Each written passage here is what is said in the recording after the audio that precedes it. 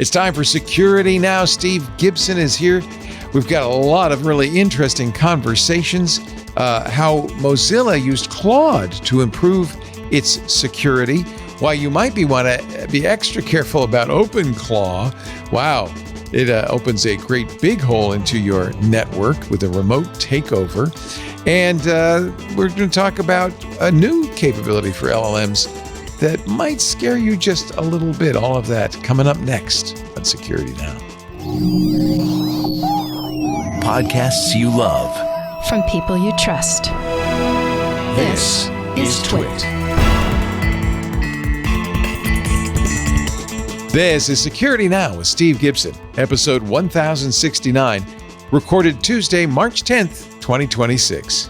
You can't hide from LLMs. It's time for Security Now. Oh, yes, you wait all week for Tuesday, and I'm glad to be back. Steve is back, and we're ready to talk security with this guy right here, Steve Gibson of GRC.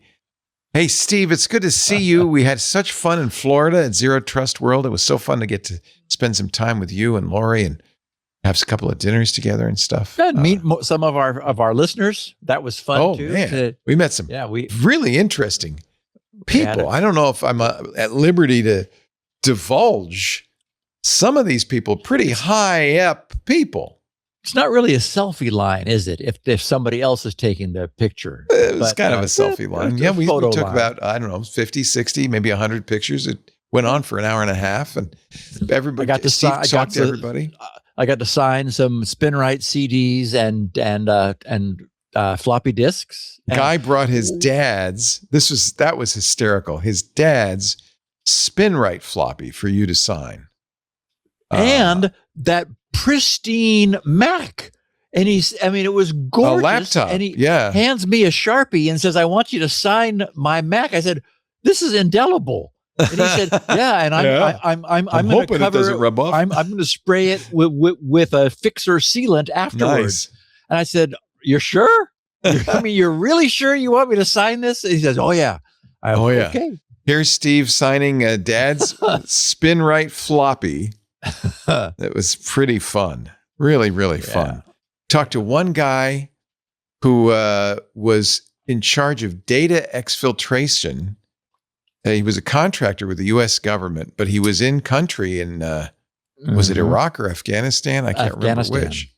Yeah. And this was a great story. Can I tell it, or are you going to talk about it later? Because it's a SpinRite story. He said we had, 3 or 4 PCs running SpinRite. We would get these drives that had been recovered from the field, like the Taliban, and first thing we'd do is we'd run SpinRite on them. Probably they imaged them first, and then they would run SpinRite on them to recover the data. I mean, that's pretty, Steve. That's pretty cool. That's pretty cool.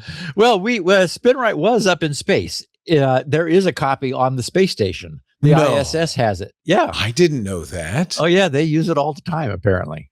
For those pesky neutrons, they'll mess up your magnetic domains, and so SpinRite puts them back where they're supposed to be. We had a story this week that somebody did some instrumentation of Firefox. 10% of Firefox crashes and failures came from bit flips. In non-ECC RAM, bit flips in the RAM. This happens more often than you think, and that's often because cosmic rays are striking your RAM. Yep. What a world! It's amazing this stuff works, but it doesn't always, and that's when it doesn't. That's why Steve is here. What's coming up this week? So there was a really interesting story, which maybe in retrospect shouldn't be too surprising, but I wanted to put it on everyone's map, which is that our ETH Zurich folks, with some help from the Anthropic people, did a study which demonstrated how small a sample of public internet postings are needed in order to de-pseudonymize people.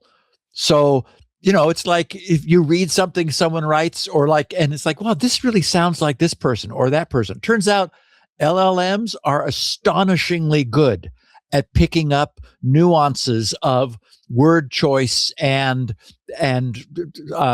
writing style, and are able to, with a great deal of power, de-anonymize. So today's topic title is "You Can't Hide from LLMs."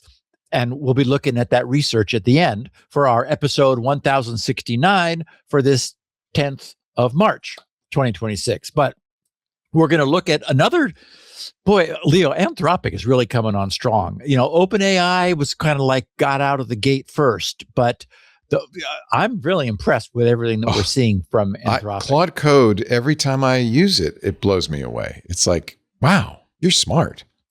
So Anthropic teamed up with Mozilla and decided to take a close look at Firefox's security. We're going to look at what they found.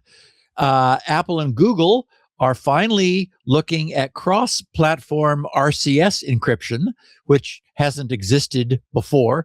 Ubuntu's sudo command behavior just changed, and I thought that was sort of interesting.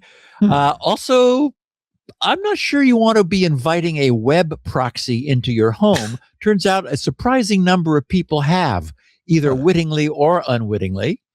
Apple devices were studied by Germany, and something happened.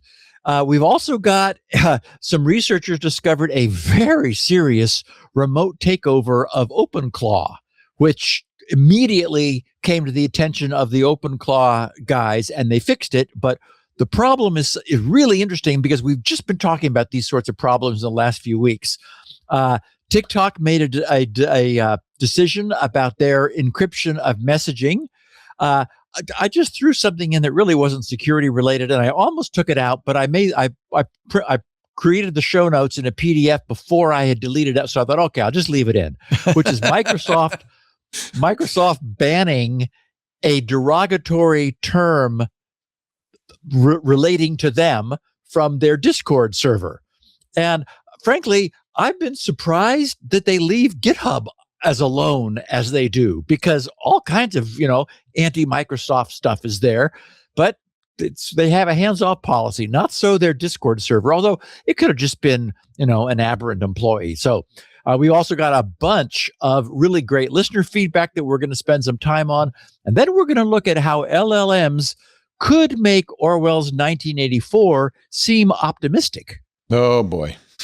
Yeah. Oh, boy. And of course, a listener provided picture of the week that we're going to have some fun with. So I think wait. Another great podcast for our listeners. All right. Well, we'll get to the meat of the matter in just a bit, but first a word from our sponsor. We'd like to start by telling you about our fine sponsors. In this case, one you ought to be using, Bitwarden, the trusted leader in passwords, passkeys.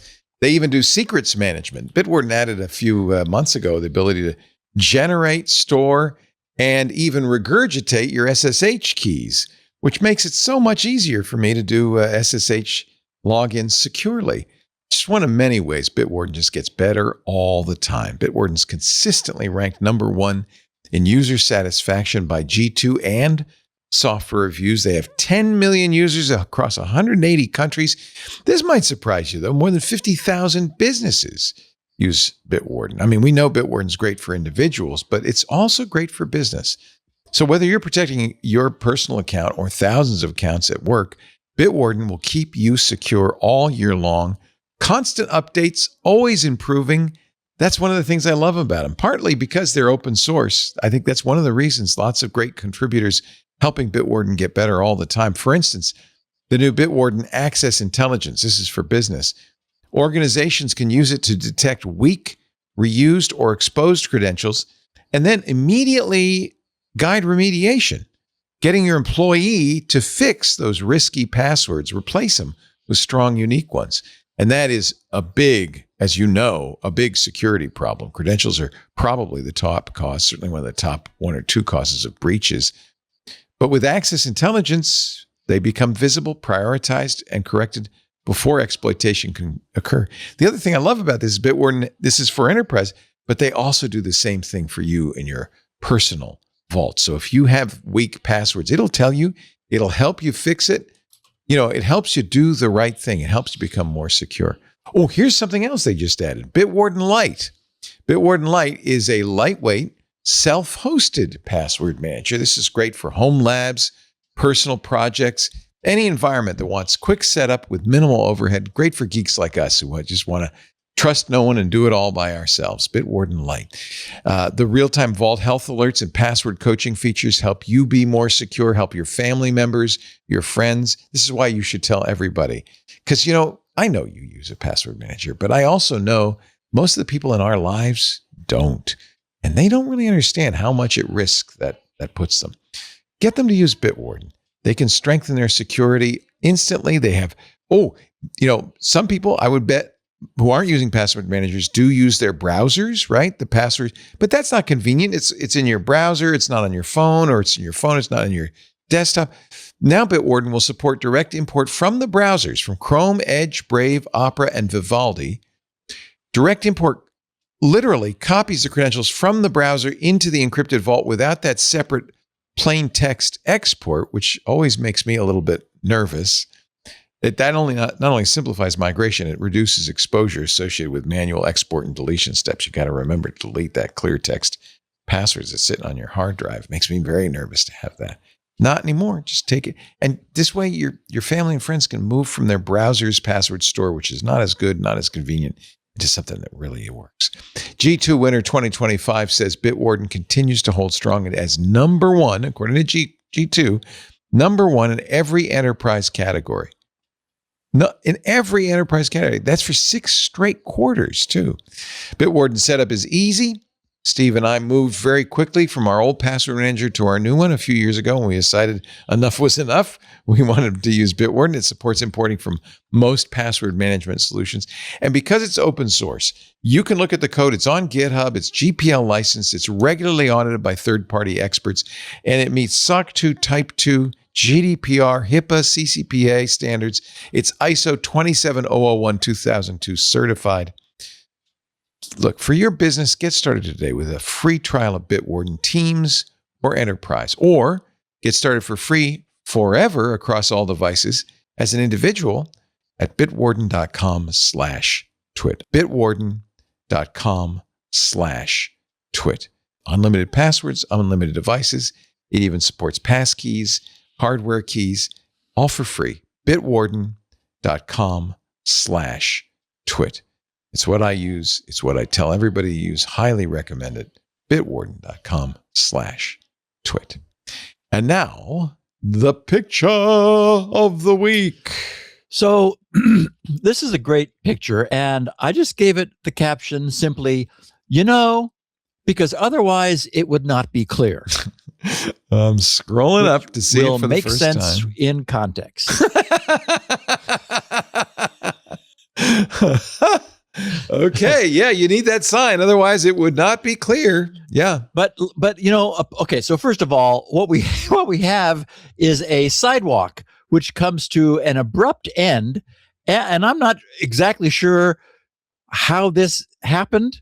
There's 2 phone poles and some guy wires and a weird rusted fence kind of down below it. So did the sidewalk come later and they didn't plan ahead? Walk right up to that obstruction. I just don't understand how this happened. But the other thing, Leo, so again, I got myself off track. We have a big bolted down inverted U ending, like blockade at the end of where a sidewalk ends, that kind of goes off of a short little cliff down to a lower level. That's probably good if you're walking that sidewalk. It's pitch black out. It's at night. You don't know that the sidewalk's going to end. You would run into that without going off. True. But then you wouldn't be able to read the sign. Nor would you need the sign. Yeah, you would kind of know. Arguably. And Leo, which brings me to the sign. Clearly, this barricade was officially installed, right? You can see it's got bolts down into concrete. It was like done. They also stuck some rectangular reflective striping on the two verticals and across the horizontal. You're But not going to miss it. where did this sign come from? It's zip tied on. And it's like cockeyed and not centered. And it's like, what? Like, it's literally zip tied onto this nice solid device. That's crazy. and not like one is like the upper right corner done. is hooked to the top, and they're I don't know. It's completely whopper jawed. Yeah, that's exactly right. Well, anyway, thanks again to our listeners for providing us with some entertainment every week. Yes, indeed. Anthropic and Mozilla have teamed up to provide us with some more security, specifically for Firefox. They posted to their site last Friday under the headline, "Partnering with Mozilla to Improve Firefox's Security," which those of us who have stuck with Firefox appreciate. Anthropic wrote, "AI models can now independently identify high-severity vulnerabilities in complex software. As we recently documented, we talked about this previously, Claude found more than 500 zero-day vulnerabilities, which they clarify as security flaws that are unknown to the software's maintainers, in well-tested open-source software." And as we know, OpenSSL was one of those targets, and that thing has been scrutinized like crazy because its security is so important. They said, in this post, we share details of a collaboration with researchers at Mozilla, in which Claude Opus 4.6 discovered 22 vulnerabilities over the course of 2 weeks. Of these, Mozilla themselves assigned 14 of those 22 as high-severity vulnerabilities, almost a fifth of all high-severity Firefox vulnerabilities that were remediated in 2025. In other words, AI is making it possible to detect severe security vulnerabilities at highly accelerated speeds. And of course, this is one of the things that we talked about last year. As this began to emerge, we said, okay, AI is going to have an effect on software security. And what's good is it's a positive effect. I mean, I think there was some concern it might add more vulnerabilities. Yes, and actually, we're going to get to that later in this post. They talk about the relative strength of AI for doing good versus doing bad, and it turns out the good guys have an advantage here for some reason. So you've got the infographic on the screen. This shows all of 2025 and January, and then this previous month of February 2026, what the vulnerability level and classifications were found in Firefox by month. They said, as part of this collaboration, Mozilla fielded a large number of reports from us, helped us understand what types of findings warranted submitting a bug report, and shipped fixes to hundreds of millions of users in Firefox 148.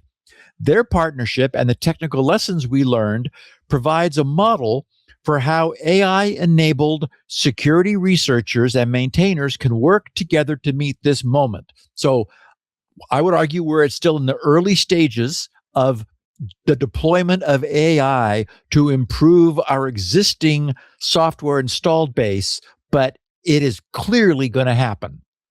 They said in late 2025, we noticed that Opus 4.5 was close to solving all tasks in Cyber GYM, GYM, a benchmark that tests whether LLMs can reproduce known security vulnerabilities. So they're saying 4.5 was close to solving all tasks where LLMs are able or are being tested to see whether they can reproduce known security vulnerabilities, like, independently find them.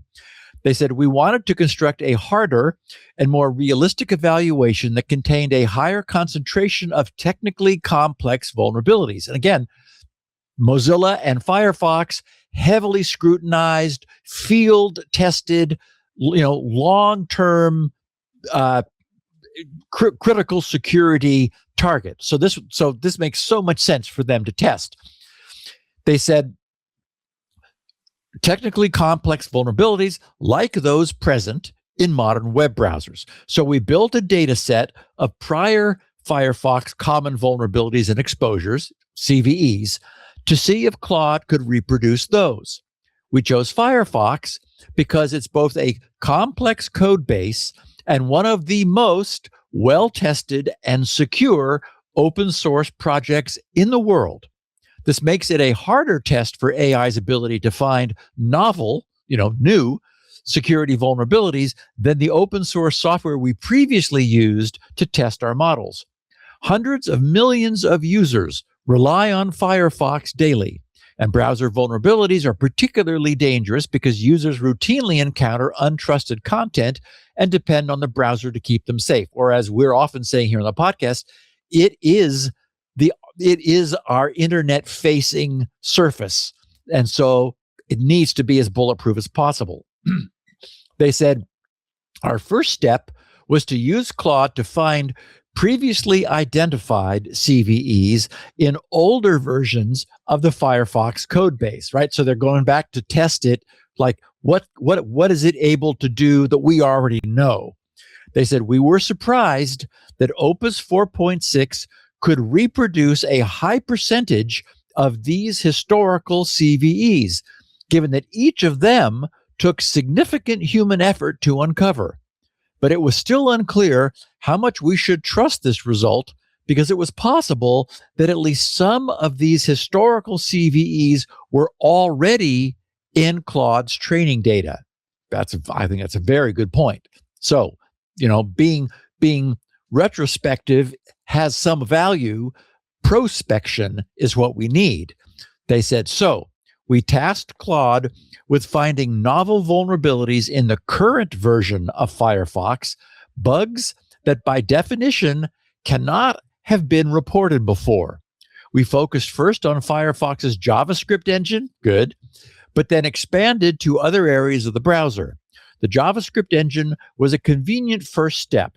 It's an independent slice of Firefox's code base that can be analyzed in isolation, and it's particularly important to secure given its wide attack surface. It processes untrusted external code when users browse the web. After just 20 minutes of exploration, Claude Opus 4.6 reported that it had identified a use after free, they say, a type of memory vulnerability that could allow attackers to overwrite data with arbitrary malicious content in the JavaScript engine. One of our researchers validated this bug in an independent virtual machine with the latest Firefox release, then forwarded it to two other Anthropic researchers who also validated the bug. We then filed a bug report in Bugzilla, Mozilla's issue tracker, along with a description of the vulnerability and a proposed patch, written by Claude and validated by the reporting team to help triage the root cause. In the time it took us to evaluate and submit this first vulnerability to Firefox, Claude had already discovered 50 more unique crashing inputs. While we were triaging these crashes, because remember, a crash indicates that something went wrong, shouldn't have crashed. Can we weaponize the source of that crash into doing something that the bad guys want? So 50 more unique crashing inputs, they said. While we were triaging these crashes, a researcher from Mozilla reached out to us.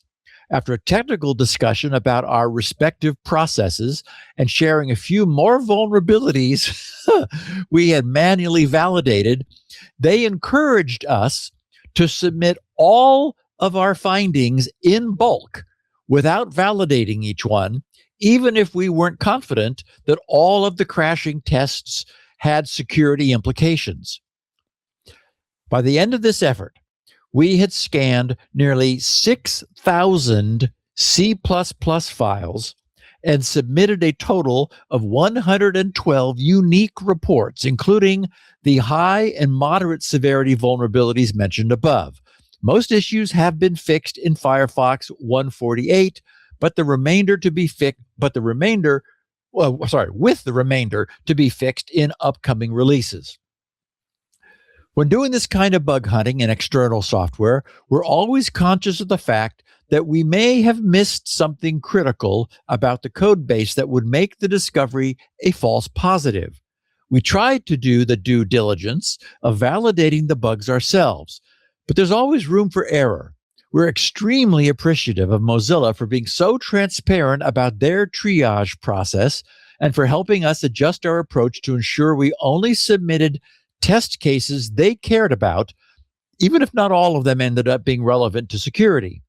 Mozilla researchers have since started experimenting with Claude for security purposes internally. So then in their section from identifying vulnerabilities to writing primitive exploits, they said, to measure the upper limits of Claude's cybersecurity abilities, we also developed a new evaluation to determine whether Claude was able to exploit any of the bugs we discovered. In other words, we wanted to understand whether Claude could also develop the sorts of tools that a hacker would use to take advantage of these bugs to execute malicious code. To do this, we gave Claude access to the vulnerabilities we had submitted to Mozilla and asked Claude to create an exploit focused on each one.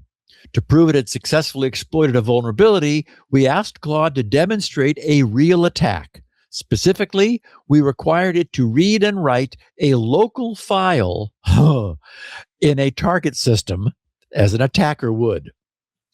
We ran this test several hundred times with different starting points, spending approximately $4,000 in API credits.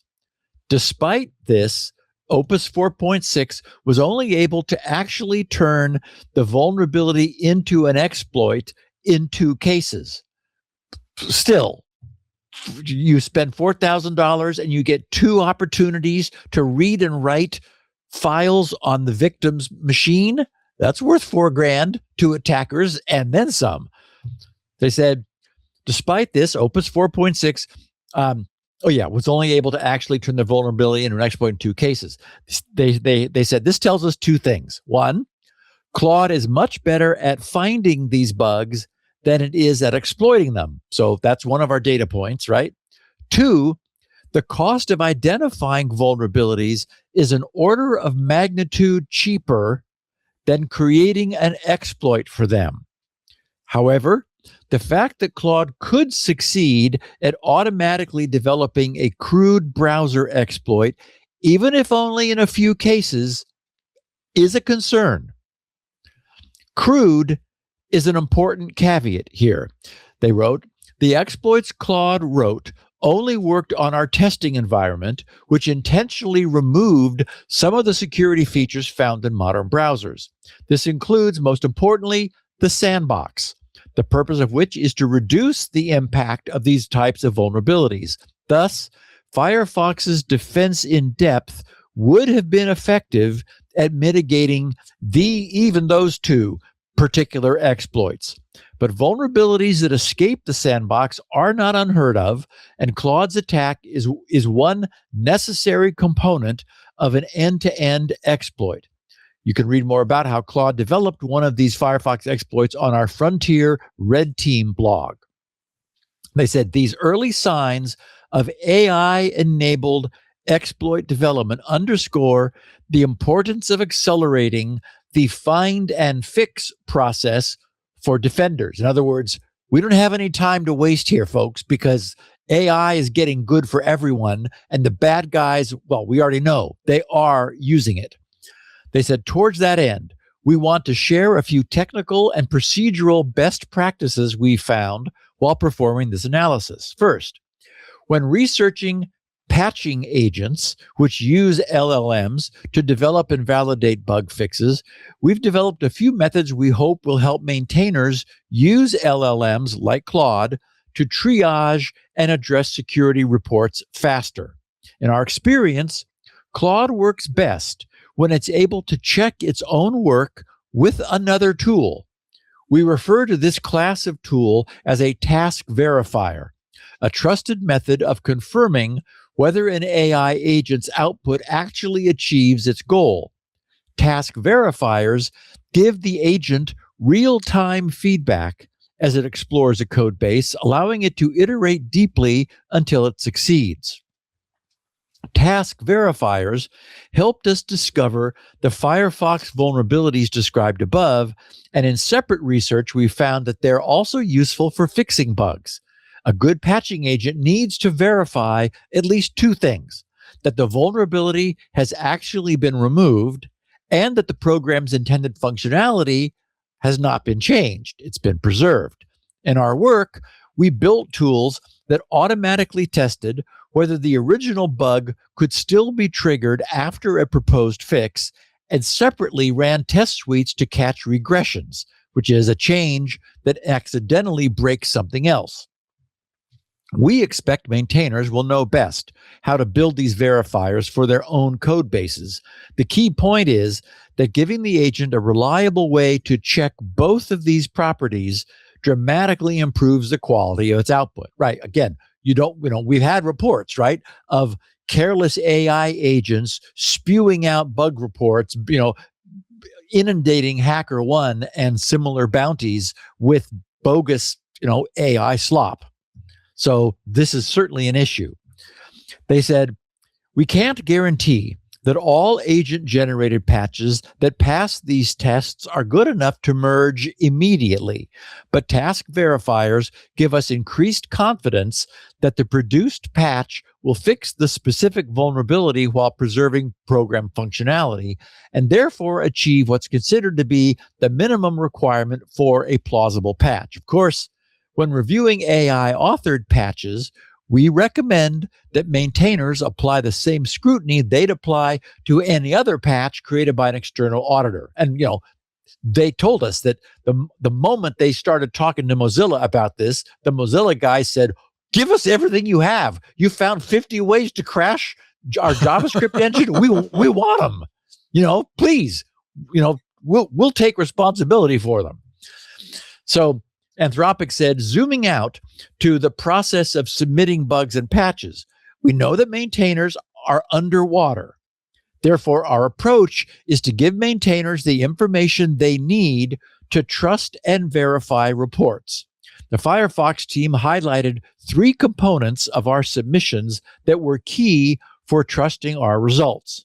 First, accompanying minimal test cases, that is providing a minimal test case, detailed proof of concept, and candidate patches. Those are the 3 things that Mozilla wanted. They said, we strongly encourage researchers who use LLM-powered vulnerability research tools to include similar evidence of verification and reproducibility when submitting bug reports based on the output of such tooling. So here we have Anthropic being essentially responsible, right? They're saying, we've created an AI system. People have jumped on it and they're using it.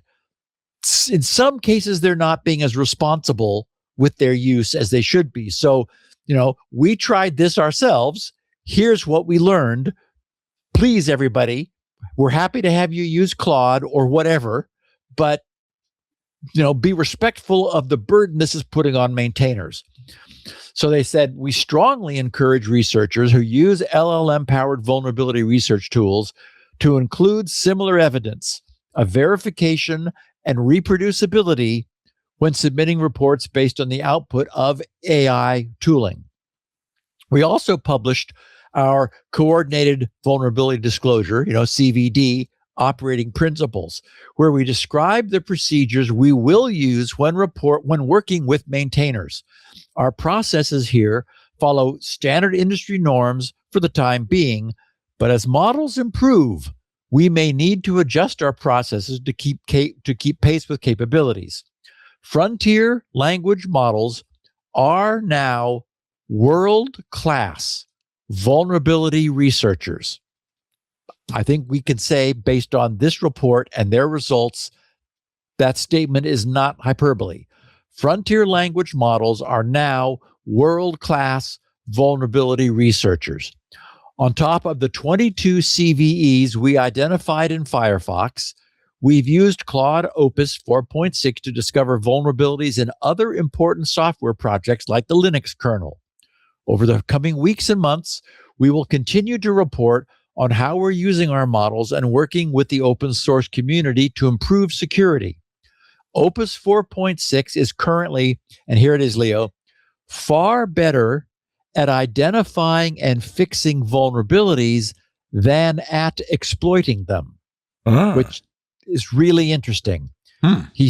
They said this gives defenders the advantage.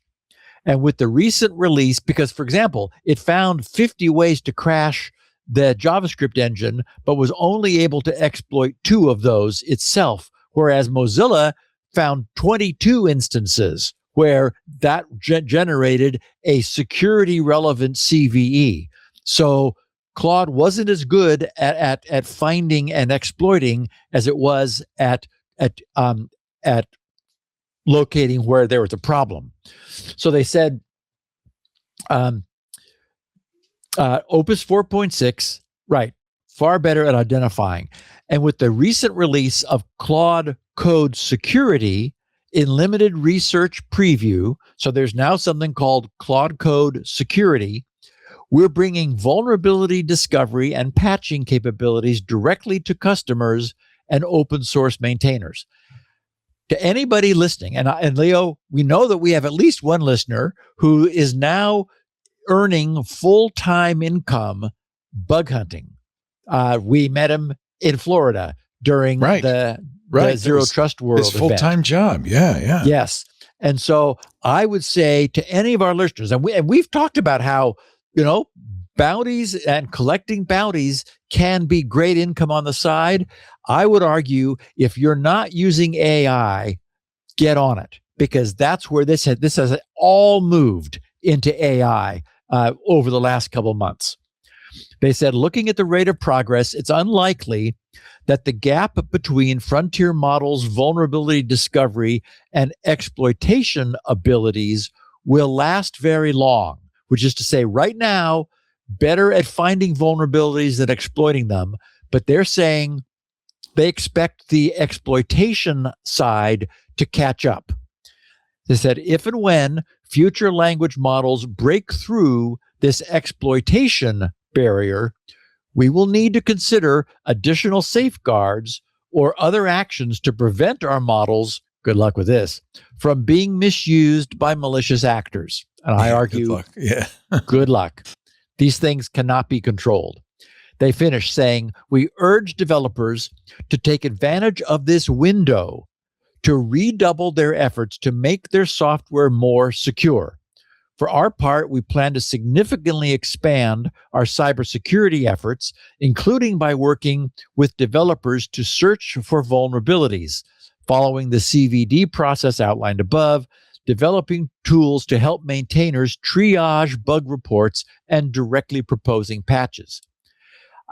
I think it's very clear that they said with the recent release of Claude Code Security, well, we know how they developed Claude Code Security, right?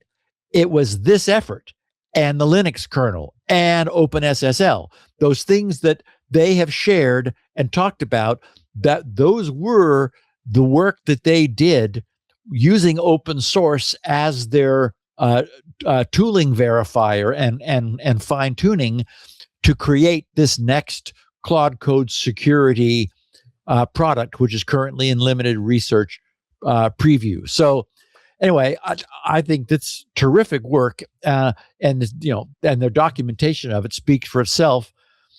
No one should doubt the degree to which AI is, and will be changing the landscape for security research. I mean, it's here already.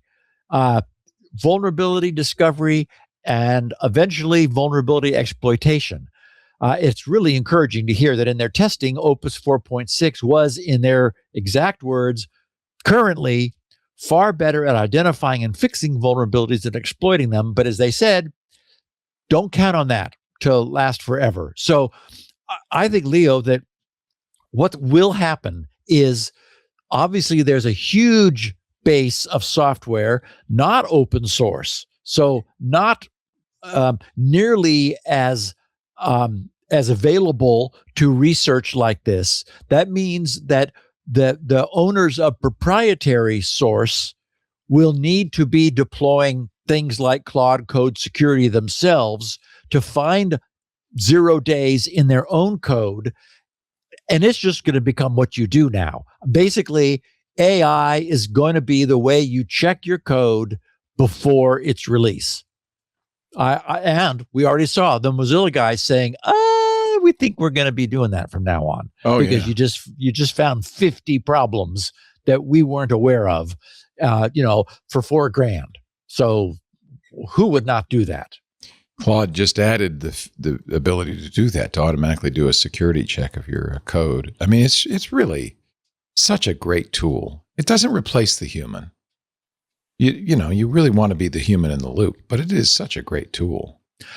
I can't, as far as testing the security of an existing proprietary software base, open source means it's publicly open, but everybody has their own source that they can run Claude against in order to verify that it is, it's doing or isn't what they think. And I agree, Leo. I mean, so I guess the point here is we are no longer talking about the future as regards AI and its impact on security. It has arrived. Mozilla said, what? And immediately started using it themselves. And everybody else should be doing the same thing, because the bad guys are going to. And AI is only going to get better. And so if you haven't cleaned your code of exploitable vulnerabilities, by the time, a few generations from now, AI catches up on the exploitation side, you'll wish you had.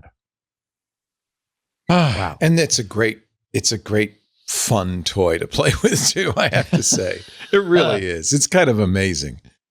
It's an experience everyone should have. If you've done any coding at all, just to see it do that is mind blowing. Well, it's the equivalent of the experience we initially had a couple of years ago when the thing started talking. It's like, oh my, what? Yeah. That's gone way beyond that, though. That's the nice thing about Claude. It's got a great personality. You really enjoy spending time with it. Okay, I'm embarrassed. My good buddy. I met some of my wife's friends when we were in Florida, and it turns out both of them, the husband and wife in one couple, are heavy AI users. And so I spent a lot of time talking to them.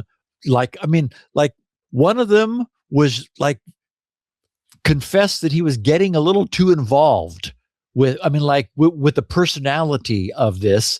Yes, that's a problem. You got to remember it's a machine, that it's code. You're interacting with code, which I don't have that much trouble doing, but give me time. Yeah. One of the things that I loved at Zero Trust World, I went to they have a lot of hands-on labs at this Threat Locker conference we were at last week. And they did one on web hacking or whatever. But what they really emphasized was how to report a bug when you find it, how to make the minimal possible code to trigger the flaw, how to make it reproducible, all of that. And I really liked it that they focused on that if you're going to find a bug, this is how you report it. This is how you effectively report it. It sounds like that's what Claude's doing, which is cool. That's really neat. Yeah. Break time. I'm going to have some coffee. Time for me to go to work. Okay. I was thinking maybe that was the case. Our show today, we'll have more with Steve in just a bit. Glad you're here. Hope you enjoy Security Now. We met so many great people who are fans of the show. And thank you for joining us out there in Florida. It was really, really a lot of fun. Our show today brought to you by Zscaler. the world's largest cloud security platform. Now, just talking about AI, and it's obvious if you're a business, you're thinking about it, right? You're saying, how do I incorporate AI into our business? The potential rewards are really too great to ignore. But don't forget the risks. There are some significant issues. Chief among them, loss of sensitive data and attacks against enterprise managed AI. Generative AI increases opportunities for threat actors too, helping them to rapidly create phishing lures, write malicious code, automate data extraction. So AI is a double-edged sword. Great for your business, but there are downsides. There were 1.3 million instances for instance, of social security numbers leaked accidentally to AI applications. I almost caught myself doing that the other day. I thought, well, I got my tax return. I have all my tax returns the last 5 years. Why don't I just feed those to the AI and get some analysis? And then I thought, well, wait a minute. I better redact that social security number. ChatGPT and Microsoft Copilot saw nearly 3.2 million data violations last year. So your employees are using these tools, but are they thinking about security? Maybe it's time to rethink your organization's safe use of public and private AI. That's what Chad Pallett did. He's the acting CISO at BioIVT. They chose Zscaler. He says Zscaler helped him reduce their cyber premiums by 50% and double their coverage and improve their controls. Take a look at this great video from Chad. With Zscaler, as long as you've got internet, you're good to go. A big part of the reason that we moved to a consolidated solution away from SD-WAN and VPN is to eliminate that lateral opportunity that people had and that opportunity for misdirection or open access to the network. It also was an opportunity for us to maintain and provide our remote users with a cafe-style environment.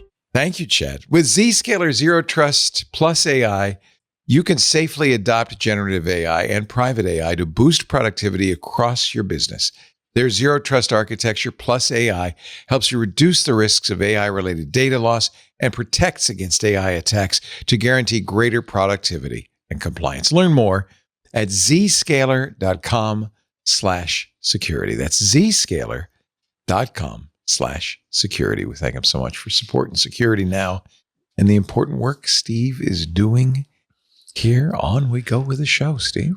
So we've talked through the years about the slow progress of RCS replacing SMS and MMS for secure messaging. At least that's the promise. And, and giving us many more features reminiscent of what iMessage has had over on the Apple platform. So Apple and Google recently announced that testing of cross-platform, that is Apple to Android, RCS messaging encryption would be beginning soon. As we know, until now, iMessages have always been encrypted within the Apple ecosystem. And similarly, Google's Android to Android messaging used their own internal encrypted RCS. But any cross-platform messaging was still, until now, forced to fall back to unencrypted RCS. So this will first appear for iPhone users with the next point release to 26.4. We're currently at 26.3.1, there was just a recent update adding the 0.1 to 26.3. So most of us are not going to see this yet until we get to 26.4. But beta testers who have 26.4 beta 2 and are using a supported carrier will see their traditional green bubbles over on their Apple devices prefaced with text message, RCS, and then a lock icon, and then the word encrypted in the center of the screen above the message. So Android users will finally see the same lock icon as they've always seen, but now also when communicating to Apple users. Updating to 26.4 is supposed to enable RCS encryption by default, but some of the reporting I saw suggested that if you don't see that, go to Settings, Messages, RCS Messaging, and then be sure to enable end-to-end encryption, which is supposed to be on by default, but if it's not, then you want to turn it on. Also note that at the Android end, those Android phones must also be running the latest Google Messages beta. So these are changes in both of the messaging platforms that will allow encryption, across the platform. It's been a long time coming, but it does appear like we're, nearly there. Leo, I thought you'd get a kick out of this, being a Linux user as you are. Turns out that users of Ubuntu 26.04 LTS may notice a surprising change when entering their password into their sudo command. I read this, yeah. For the first time Normally ever, it doesn't type anything. It's just blank. That's what most Linuxes do. Yeah. Exactly. And that's what I'm used to over in the Unix side. Right. Now, each password character entered will echo an asterisk rather than nothing. Apparently, Ubuntu's traditional lack of showing nothing has been unnerving for its users. Like, did my keyboard break? What? And so like you and I, Leo, are used to the added security provided by a total lack of feedback. Though it, yes, it can lead to undetected typos, but so what? You just try it again. Yeah. And password entry, after all, is supposed to err on the side of caution, like on the side of failing rather than succeeding. So presumably, the lack of any visual indication prevents someone who might glance at your screen, from obtaining any password length indication. So that seems like a useful precaution. I mean, it's a weak additional bit of security, but why not have it? So, for example, I was just talking about all that rigmarole I went through with code signing a couple of weeks ago. I was using OpenSSL extensively to manipulate and convert among various certificate formats. It's like the tool for that. So since some of those certificates I was working with contained exported private keys, I was frequently entering the certificate's export password, which is used to protect it in exported form. OpenSSL just sits there quietly and patiently while I'm typing my password in, putting nothing on the screen. So I have to be careful. Fine. And yes, it could be a little unnerving, but also it's the best security. So I think there's a config option in Ubuntu that can be used to flip that back off so that it goes silent. But I didn't pursue that. I just thought it was interesting that by default, that behavior, that longstanding behavior was going to be changed. I think it's funny that it's newsworthy, to be honest. It's so, but it was. Everybody was talking about it. It's Okay, so get a load of this one. I'm just going to share what The Verge reported. They wrote, these days, if you sign up for a new streaming service, you generally have two options. Either pay a massive premium for an ad-free experience or endure frequent commercial breaks and all the sneaky tracking that comes with ad targeting. And I'll also note the inability to fast forward past those annoying commercials. They said, The Verge wrote, web data aggregator Bright Data has been pitching streaming service operators on an alternative approach for apps running on Samsung's Tizen, or is it Tizen? Tizen.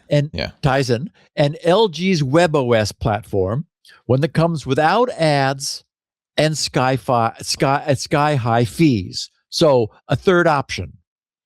All publishers have to do to unlock a new revenue source from this Bright Data company is integrate the company's Bright SDK into their TV apps and convince viewers to opt into Bright's monetization network. Okay, now, wait till you hear what this thing does. Bright Data's chief product officer, Ariel Schumann, explained during a webinar for streaming industry insiders 2 years ago, so this has been coming along, quote, we don't do any kind of tracking. We work silently in the background and completely anonymously. Users don't actually see and don't feel anything. Writes The Verge, the catch?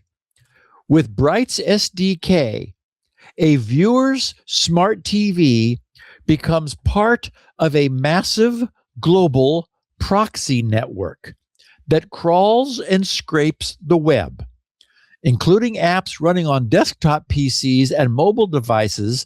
The company claims to operate 150 million such residential proxies worldwide today. Together, these devices gather petabytes of public web data from a wide range of different locations and IP addresses, right? Like you're talking about a globally distributed web proxy network.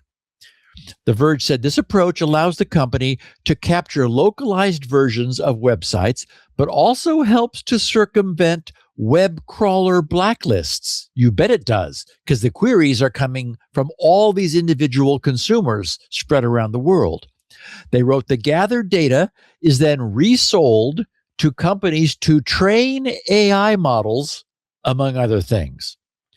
Here's how Bright's smart TV partnerships work. They wrote, when a consumer downloads and installs a participating app, they'll see an opt-in screen asking them to confirm their willingness to participate in Bright's proxy network. For instance, for an app called Petflix that was until recently available on the Roku App Store, the note reads, quote, to enjoy Petflix for free with fewer ads, you are allowing Bright Data to occasionally use your device's free resources and IP address to download public web data from the internet. Bright Data will only use your IP address for approved business-related use cases, which of course means nothing. None of your personal information is accessed or collected except your IP address, period. End quote. Bright Data spokesperson Jennifer Burns explains, quote, our network is based on consensual individual participation. All users can opt out at any time via a fast two-click process, unquote. The Verge says once a consumer opts in to Bright Data's network, their smart TV starts downloading publicly available web pages as well as audio and video data, which is then forwarded to Bright's cloud servers. The company claims to only do so when it doesn't impact the device's bandwidth or processing capabilities, with Schulman saying that individual devices download only around 50 megabytes of data per day. In reality, there's no way for a user to know whether the SDK downloads web data at any given moment. In some cases, your smart TV may even crawl the web for Bright as soon as you turn it on. Schulman explained during his webinar, quote, on some operating systems, our SDK is given permissions by the user to run in the background. This means that our monetization continues even if the app itself is not running. So we could call that a service in modern day parlance, unquote. He said, all it takes, writes The Verge, for consumers is to run the app once and opt in to Bright's network, and the device will keep crawling the web every day until they opt out again or uninstall the app. Bright Data is not the only company operating such residential proxy networks. Some of its competitors have come under fire for unsavory business practices. Imagine that, Leo. Last month, Google took action against IP Idea Network, which Google's threat intelligence group, TIG, called, quote, the world's largest proxy network, unquote. IP Idea worked with a number of SDK providers to distribute its code in third-party apps, including on smart TVs. Once devices were enrolled in its network, IP Idea's operators allegedly rented out those resources to hacking groups in China, North Korea, Iran, and Russia. Google's threat intelligence group wrote in a January blog post, quote, "We observe IP idea being leveraged by a vast array of espionage, crime, and information operations threat actors," unquote. The Verge said, to be clear, Google's security researchers did not draw any connection whatsoever between IP idea and Bright data. And Bright goes to great lengths to set itself apart from bad actors. Their spokesperson, Jennifer Burns, says, quote, "Our SDK, along with all of our technology, is reviewed by ApeSteam, Google, McAfee, and more, and audited regularly, most recently by PwC. Bright SDK implements rigorous partner selection criteria and vets every application through strict compliance processes," unquote. The company has nonetheless, writes The Verge, been impacted by a broader backlash against residential proxy activities. Google has adopted policies against proxy SDKs running in the background and is now telling developers that they're only allowed to use proxy services, quote, "in apps where that is the primary user-facing core purpose of the app." That is, you are downloading a proxy. Amazon added a provision to its developer policies that outright bans, quote, "apps that facilitate proxy services to third parties," unquote.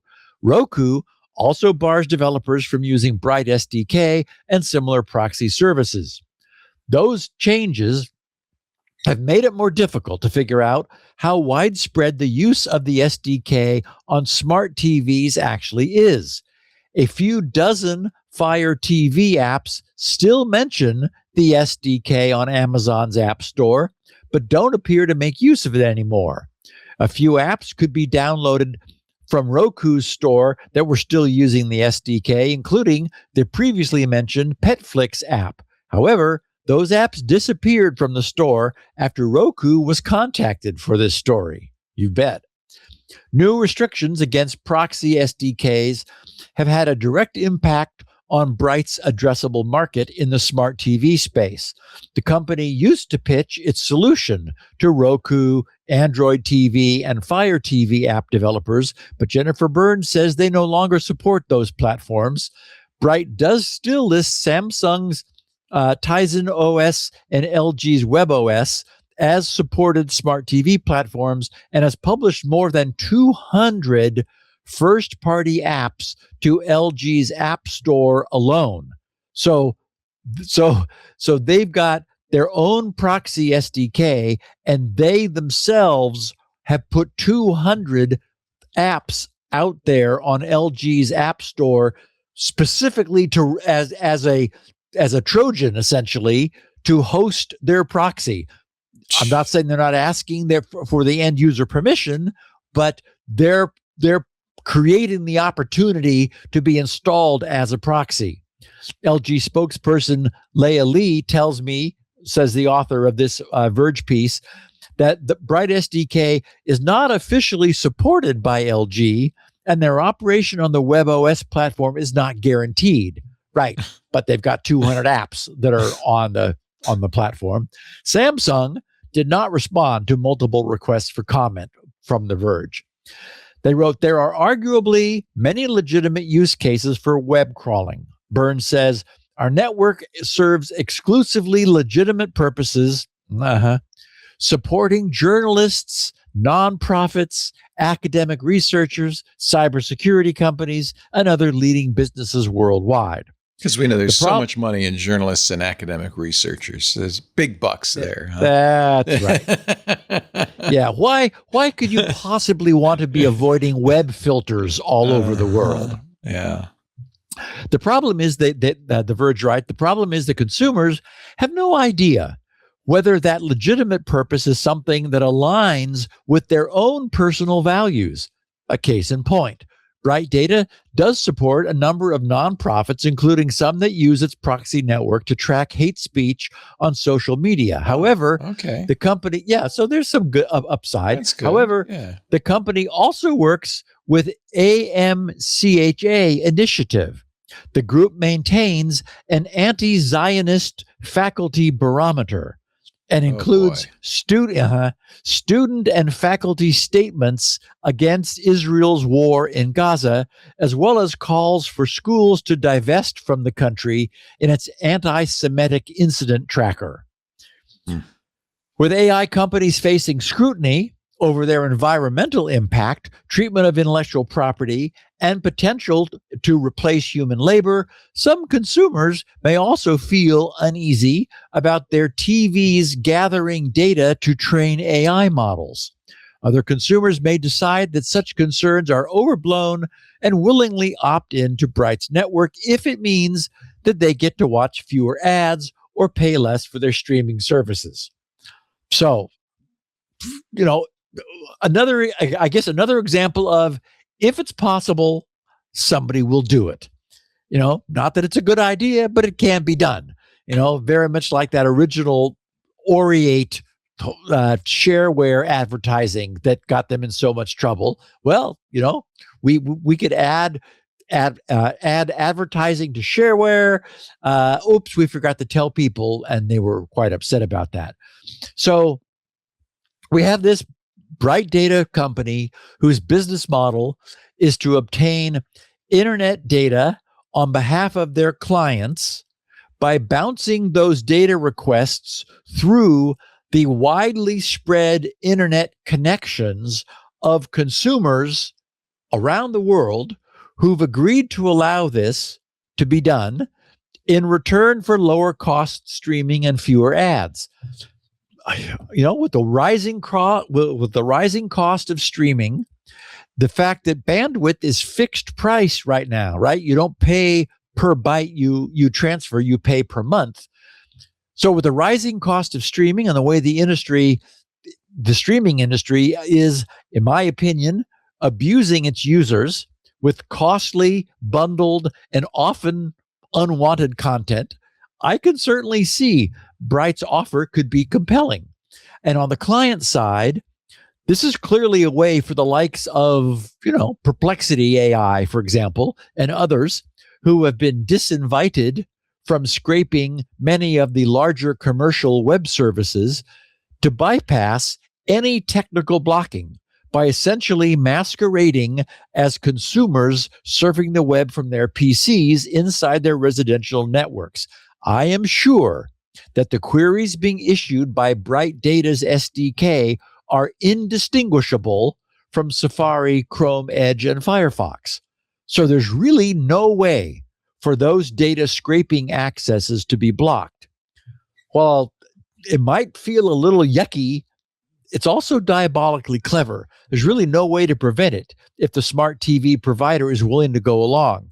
And we might imagine that the smart TV providers might also be in for a piece of the action directly as well. The next thing you know, Bright Data might create, looking forward, a small IoT device for consumers to attach to their NAT routers in return for a small trickle of monthly payment.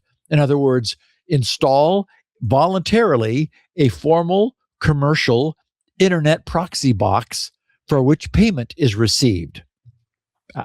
Could happen. And as I noted, it's diabolically clever. It's nice to see that Roku appears to have responded immediately to The Verge's inquiry.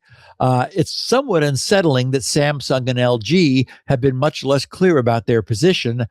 And I am more pleased than ever, Leo, that Alec Lindsay's observation of Apple TV's hardware strength for streaming has me planning to switch away from Roku to Apple once we move in a couple months.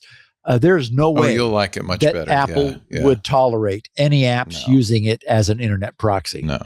So to be clear, these apps have to ask you, it said it was opt-in, right? They have to ask your permission to turn this on. Yes, and they don't have to, though. They they say. I mean, nothing prevents it from happening in the background, right?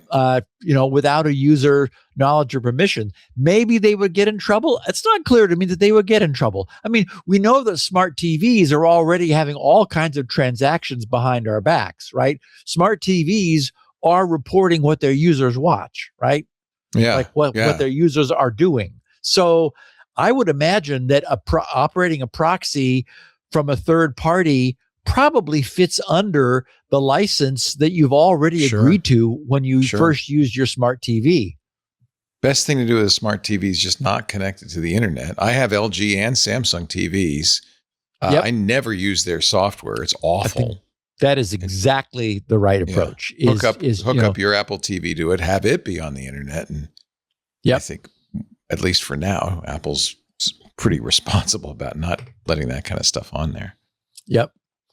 Let's take another break. I'll catch up on my coffee, and then we're going to look at Apple and what Germany found when they looked at Apple. I'm surprised you need to catch up on your coffee. I feel like your coffee and the rest of us have to catch up with you. Woo! Yes, let's talk about our sponsor for this section of Security Now. Actually, this is going to be a very interesting one. It's called a very appropriate one. It's called GuardSquare. It is security for your mobile app, not you as a user, but you as a developer. Mobile apps today, of course, are an inescapable part of life, ranging from financial services to healthcare, retail, entertainment. And here's the thing, your users trust your apps with their most sensitive personal data, right?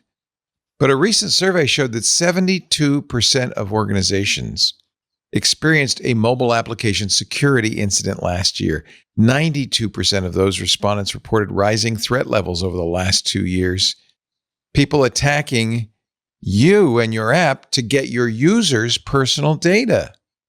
And they're constantly finding new ways to do this. They reverse engineer your app and then repackage it, distribute it with a slightly different name via phishing campaigns, or maybe even the same name. They don't care, right? They've got no scruples. They promote side loading. They promote third-party app stores. And what do you do as the owner of that app? Well, by taking a proactive approach to mobile app security, you can stay one step ahead of these attacks and maintain the trust of your users. That's so important. And that's where GuardSquare comes in. GuardSquare delivers mobile app security without compromise, providing advanced protections for both Android and iOS apps, combined with automated mobile application security testing to find vulnerabilities and real-time threat monitoring to gain insights into attacks. So if somebody does steal your app or tries to mess with your app, you will know. Discover more about how GuardSquare provides industry-leading security for your mobile apps at guardsquare.com. That's guardsquare.com. If I were a mobile app developer, boy, this is the first place I'd go. You owe it to your users. You owe it to yourself. Guardsquare.com. And I'm thinking, I hope all the apps that I use are using GuardSquare. Guardsquare.com. Especially after hearing about how your TVs are invading your privacy. Holy cow. Yeah. All right, Steve, on we go. So speaking of Apple, for the first time in history, following an extensive audit by the German government, Apple's iPhones and iPads have been approved to handle classified information in NATO networks. They're the first consumer-grade devices to be approved for NATO use without additional special software. So, way to go, Apple. I think that's really cool. Oasis Security has identified a means by which a website visited by an OpenClaw agent the website can take over the user's OpenClaw instance, which, it's Leo, fairly you were right. Trivial. Let's be honest. You were right to be concerned about the security of OpenClaw. But I think our listeners will get a kick out of the fact that it uses an inherent vulnerability we've talked about just recently. Oasis Security published a 14-page research and disclosure paper. Rather than sharing it all, I'm just going to extract the best bits. They begin by setting the stage, explaining OpenClaw is an open source AI personal assistant, originally created by Australian developer Peter Steinberger under the name ClaudeBot, then Moltbot. Steinberger researched OpenClaw in January 2026. Released OpenClaw in January 2026. The project's growth was unprecedented. It went from 9,000 to over 100,000 GitHub stars in just 5 days, making it one of the fastest growing open source projects in history. It currently has over 200,000 stars and an active community of thousands of developers. On February 15th, 2026, Sam Altman announced that Steinberger had joined OpenAI, calling him, quote, a genius with a lot of amazing ideas about the future of very smart agents, unquote. They wrote OpenClaw is a self-hosted AI agent that runs on a user's machine and connects to their digital life. Messaging apps, such as Telegram, Slack, Discord, WhatsApp, calendars, files, and development tools. Users interact with it through a web dashboard or terminal, and the agent can autonomously take actions on their behalf, send messages, run commands, search the web, manage workflows, and execute code. And I'll note that the fact that you interact with it with a web dashboard is significant, as we'll see, because it says that this thing is running a service on your machine. They wrote, the project has already faced security challenges. Within weeks of its explosive growth, researchers discovered over 1,000 malicious skills in OpenClaw's community marketplace, ClawHub. Fake plugins that deployed info stealers and backdoors. That crisis was a supply chain problem involving community-developed extensions. However, the vulnerability described in this paper is fundamentally different.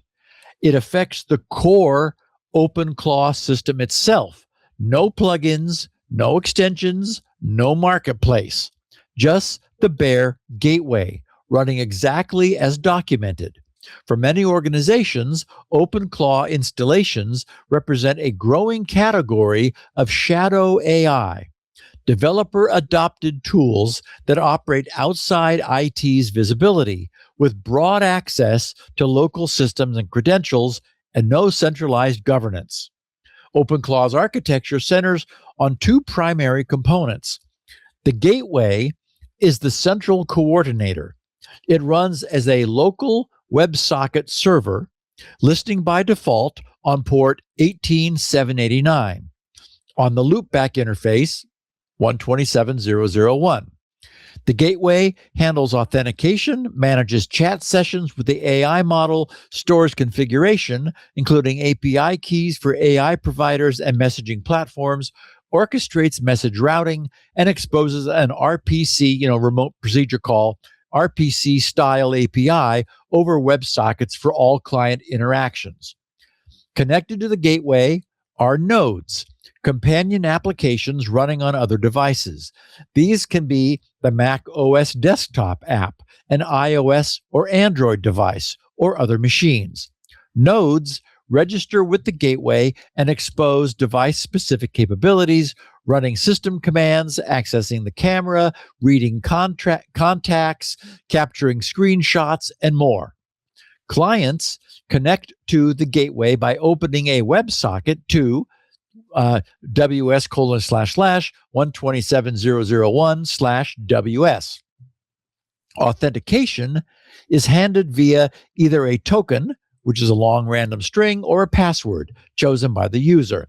Each client identifies itself with a client ID and mode and is granted scopes that determine which API methods it's allowed to call. Okay, so in other words, having OpenClaw running on a system means that it has opened a listening TCP endpoint at port 18789 on the localhost 127001 IP. And then they explain why this is inherently a fundamental security problem for the entire system. They write, a web page visited by the user or OpenClaw. So a web page visited by the user or OpenClaw can itself silently open a connection to ws://127001 port 18789 using Chrome, Edge, or most Firefox configurations without any user prompt, warning, or permission dialog. The user, they write, sees nothing. Safari is the notable exception, blocking the connection as mixed content. This creates the attack surface exploited in this paper.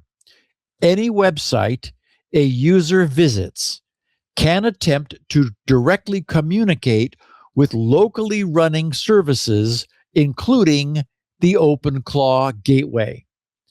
Now, this is significant for our listeners. We've recently been talking about exactly these exploits, where the user's web browser is able to receive an IP address or domain which resolve to non-public IPs, like 192.168.0.1 to connect to your local router. And here's a doozy of an example of how that could be abused with OpenClaw. We might hope now that the use of a password protection would protect us. But as we know, my current favorite assertion is that authentication is broken. It must not be relied upon for security. So to that end, they write, there's no rate limiting on password authentication for localhost. The gateway implements standard brute force protections, 10 attempts per 60-second window, with a 5-minute lockout after exceeding the limit. However, these protections are completely exempted for loopback addresses by default.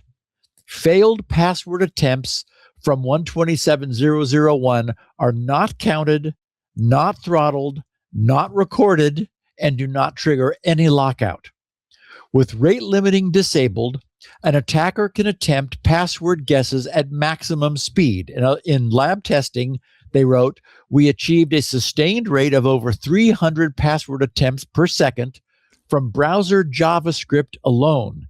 Each attempt invoking a full WebSocket connection, challenge response handshake, ED 255.19 signature, and authentication exchange. At this rate, a list of 100 common passwords is exhausted in under 1 second. A 10,000 entry dictionary brute force attack takes approximately 30 seconds. A 100,000 entry comprehensive word list attack takes roughly 5 minutes. A human chosen password, they write, does not stand a chance against this rate of attack. The standard rate limits would be effective if applied, but they are entirely bypassed for local host connections.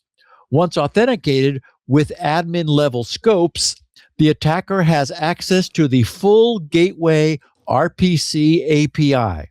Let me ask you a question. This is scaring me. So I always thought that localhost was inaccessible from the outside world. It's because it's coming from your browser. Right. And that's what puzzles me, because I have, for instance, SyncThing runs on localhost 8384, port 8384. Does that mean if I go out to a malicious web page on the same computer that it can then connect back to 127.001, 8384 and attempt to sync? I mean, what's protecting my SyncThing instance? We would have to test that. It may be that it's the WebSockets interface that makes it vulnerable and passes the browsers.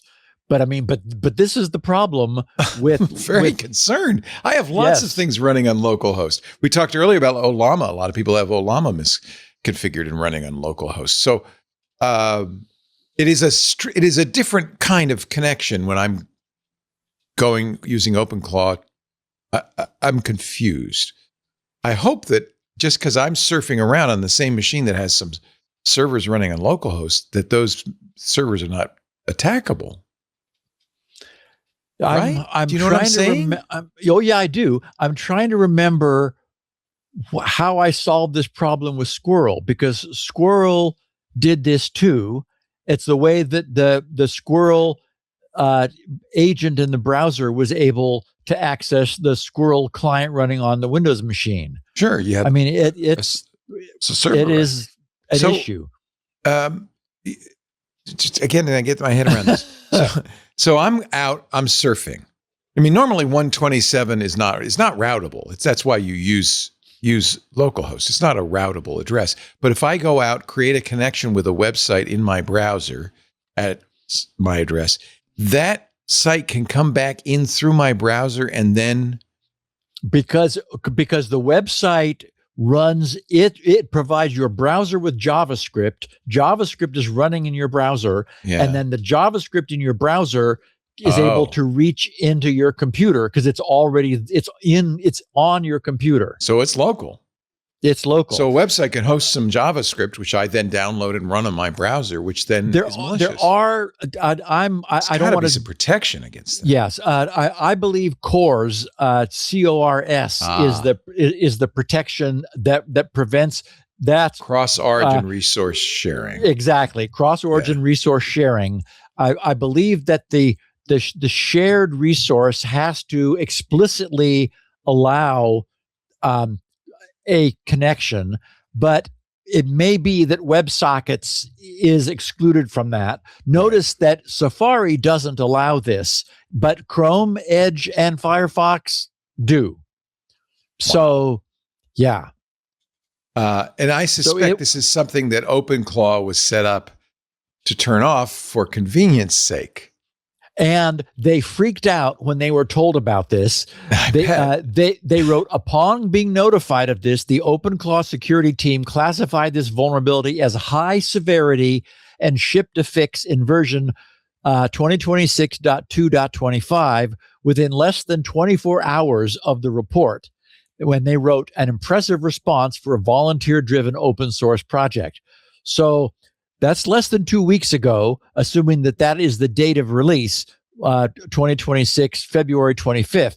So if any of our listeners have been experimenting with OpenClaw and have not updated in the past 2 weeks, it would be a good idea to do so. I'm glad I didn't run that. I mean, I understand prompt injection and all these other threats, but that one, just by going to a page, holy cow. Yes. And I mean, it really is the danger of our browsers having access to our local resources. Yikes. Okay. Yeah.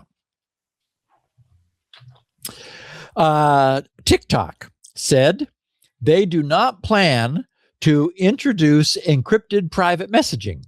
The company told the BBC that encrypted DMs would make its users less secure because TikTok would not be able to scan messages for malicious content. Platforms such as Facebook, Instagram, Messenger, and Telegram, which have introduced encrypted messaging by default, are, as we know, now facing pressure from authorities. And we know that TikTok doesn't need to go looking for any additional trouble from authorities. So they're just saying, nope, we're not going to encrypt messaging. Sorry, we're going to prioritize scanning messages for malicious content, which I think is probably a clever thing to do. And here was the piece that I almost deleted, Leo. I thought, why? But it's okay. There is something of interest in here. And then we're going to get the listener feedback. So the publication Windows Latest reports on a bit of Microsoft-specific censorship that they discovered, writing Microsoft's aggressive AI push in Windows 11 through 2025 brought upon themselves the title Microslop. Unfortunately for the company, it's everywhere on social media, and there isn't a way to stop the spread unless, of course, it's their own Discord server. Windows Latest was first to notice that the word Microslop was actively filtered in the official Microsoft Copilot Discord server. Any message containing the term is automatically blocked, and users see a moderation notice stating that the message includes a phrase considered inappropriate by server rules. The backslash Microsoft endures every day on social media, these guys wrote, is extraordinary. Surely the company is responsible for this fallout as they prioritized AI more than the stability of the OS it needs to run on.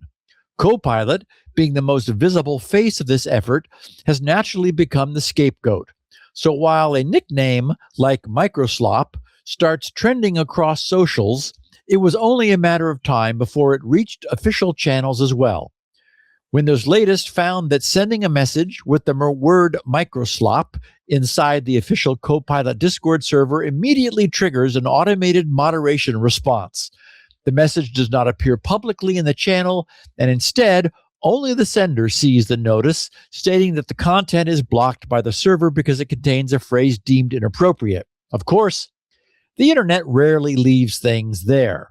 Shortly after Windows latest posted about Copilot Discord server blocking Microslop on X, users began experimenting on the server with variations such as Microslop with a numeric O instead of a 0, using a 0 instead of the letter O. Predictably, those versions slipped through the filter. Keyword moderation, they write, has always been something of a cat and mouse game, and this isn't any different. What started as a simple keyword filter quickly snowballed into users deliberately testing the restriction and posting variations of the blocked term. Accounts that included Microslop in their messages first got banned from the messaging again. Not long after, access to parts of the server was restricted, with message history hidden and posting permissions disabled for many users. Basically, they took the server down for a while. Microsoft's brand image might already be at an all-time low, they write, and even as the company announced plans to fix Windows 11 with performance improvements and less AI, the software giant cannot risk getting more hatred towards their expensive investment in Copilot, especially since Microsoft's head start in AI is starting to be overshadowed by competitors like Anthropic, Google, OpenAI, and maybe even Apple in the near future. Back in December 2024, when Microsoft invited users to join the Copilot Discord server through an official X post, the response was largely curious and enthusiastic, with people willing to explore the AI's capabilities. Since then, sentiment around Copilot and its usage has dropped, alongside Microsoft's broader AI push across Windows 11.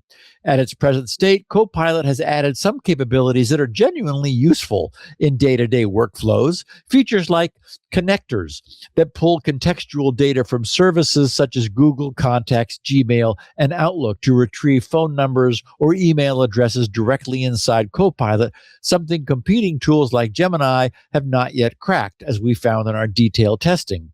It remains to be seen if this episode fades as a minor community moderation story or becomes another chapter in Microsoft's complicated relationship with its AI rollout. Microsoft reached out to Windows latest with an official statement noting why the company had to lock the Copilot Discord server.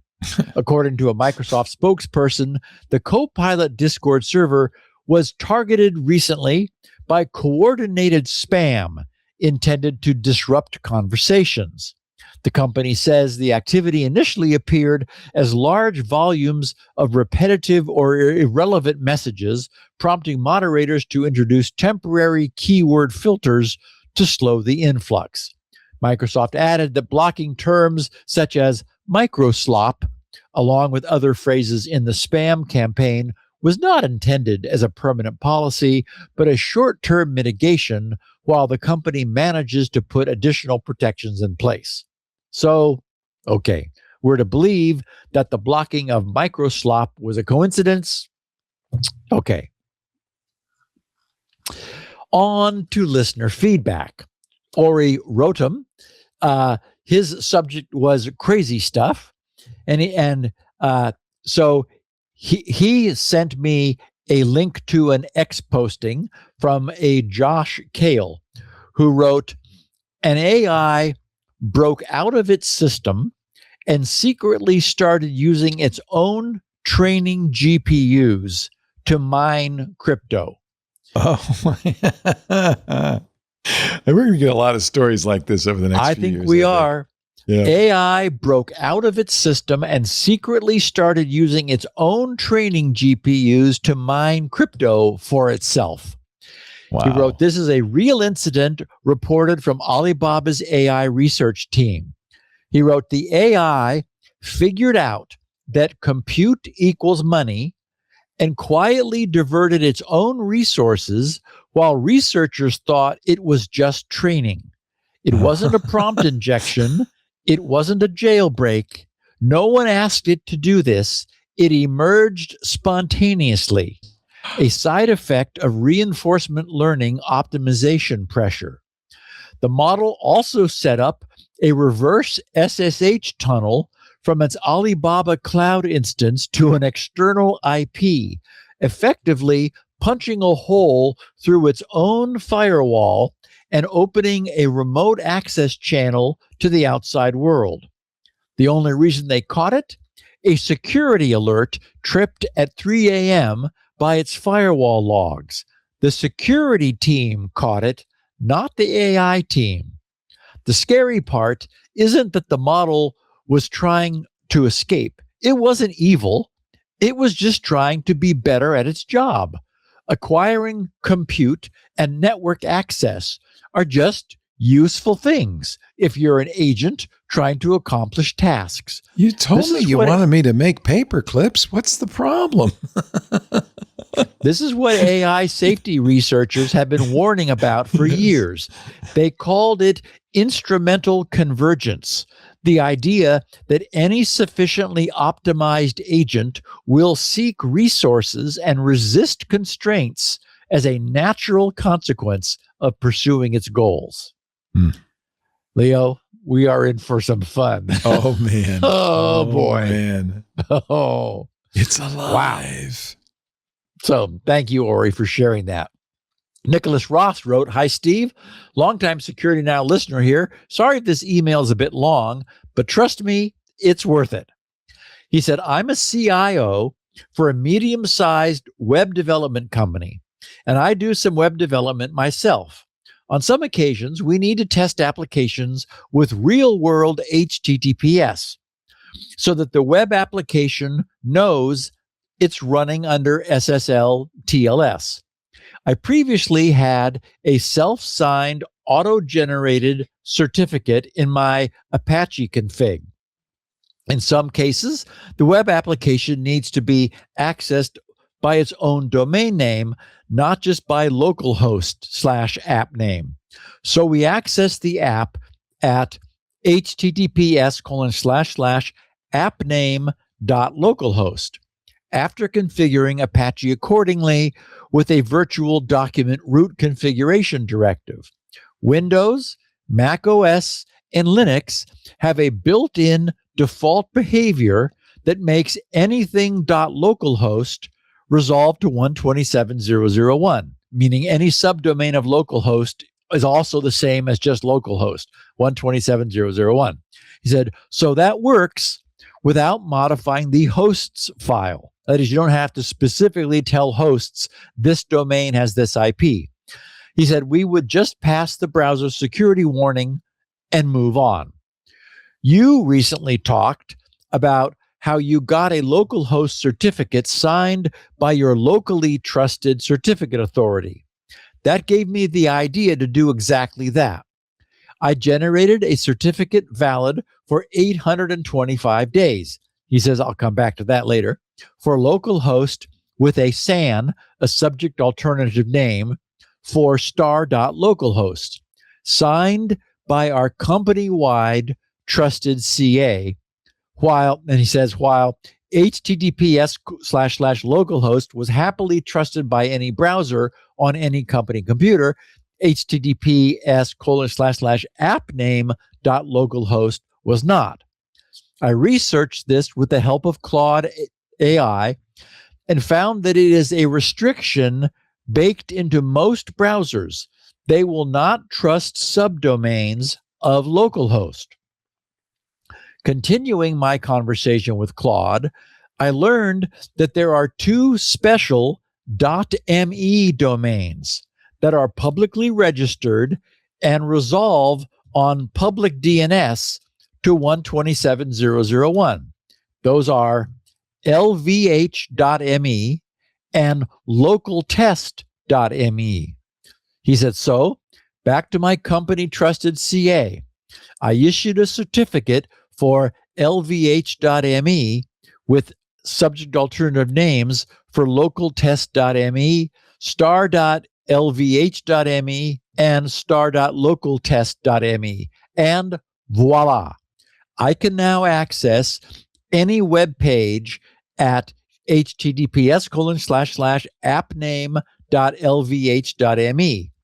And the beauty of this is that since those are real public domains, they can be used with services like Login with Apple, where we need to configure a real domain redirect URL. And now back to the 825 days. He said, I was happy to learn about the CA browser forum restrictions on certificate lifetimes, in particular, Apple's Safari restriction that shortened the maximum to 398 days. I was relieved to find that this restriction applies to publicly trusted CAs only. Any user-installed certificate authority, or in our case, our company-wide trusted CA, can issue certificates for up to 825 days. You can find more info here, and he gives me a link, where Apple stated that, quote, this change will not affect certificates issued from user-added or administrator-added root CAs. And he finishes, keep up the great work on the show. P.S. A note on Claude Code. It is really amazing what it can do. Echoing Leo. He says, I have a personal side project, and in a matter of hours, I have an iPhone application made in Flutter working on my iPhone that can connect to the web version of that project. I wouldn't have been able to do that a few years back, having no experience at all with mobile app development. Signed, Nicholas in Quebec, Canada. I replied to Nicholas thanking him for sharing all that cool information. And he replied, great to hear you find it useful. One thing I forgot to mention is that 825 days down to 398 days was only ever required on Mac OS Safari. Chrome, Firefox, and Edge have no problem whatsoever trusting a certificate issued for 5 years from a private certificate authority with no warnings at all. He said, Safari is limited to 825 days. Regards, Nicholas. Okay, so I had never run across references to lvh.me and localtest.me. The only caveat, so I did some digging. The only caveat I have from a strict security standpoint is that they were registered by private individuals, not by any formal agency such as ICANN. As such, we cannot have any assurance of their future. Localtest.me was registered by a Microsoft IIS web server developer and blogger by the name of Scott Forsyth, and lvh.me is believed to have been registered by someone named Levi Cook. However, both domains are privacy protected, so that's about all that's known. We do know that LVH is the abbreviation for local virtual host. So that's where LVH came from. It's a clever hack using a public domain name to refer to our local host IP. And everyone mentions that this avoids the need to tweak the local machine's hosts file. But since I already have a certificate, I already own a certificate for grc.com, I can install it into my local web server and change the hosts file, which takes immediate effect without rebooting. And I can then access my local server at the public grc.com domain on my local machine without any browser being unhappy. It works everywhere.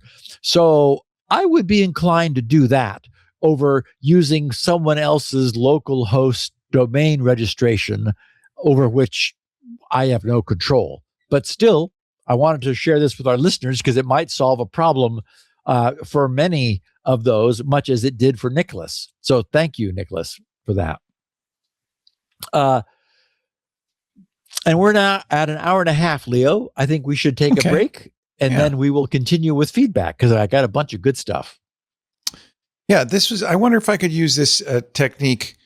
Remember we were talking about hairpin NAT and how I wasn't able to use a globally qualified domain to access a server in my house. I could probably use this for that, huh? That probably does the job.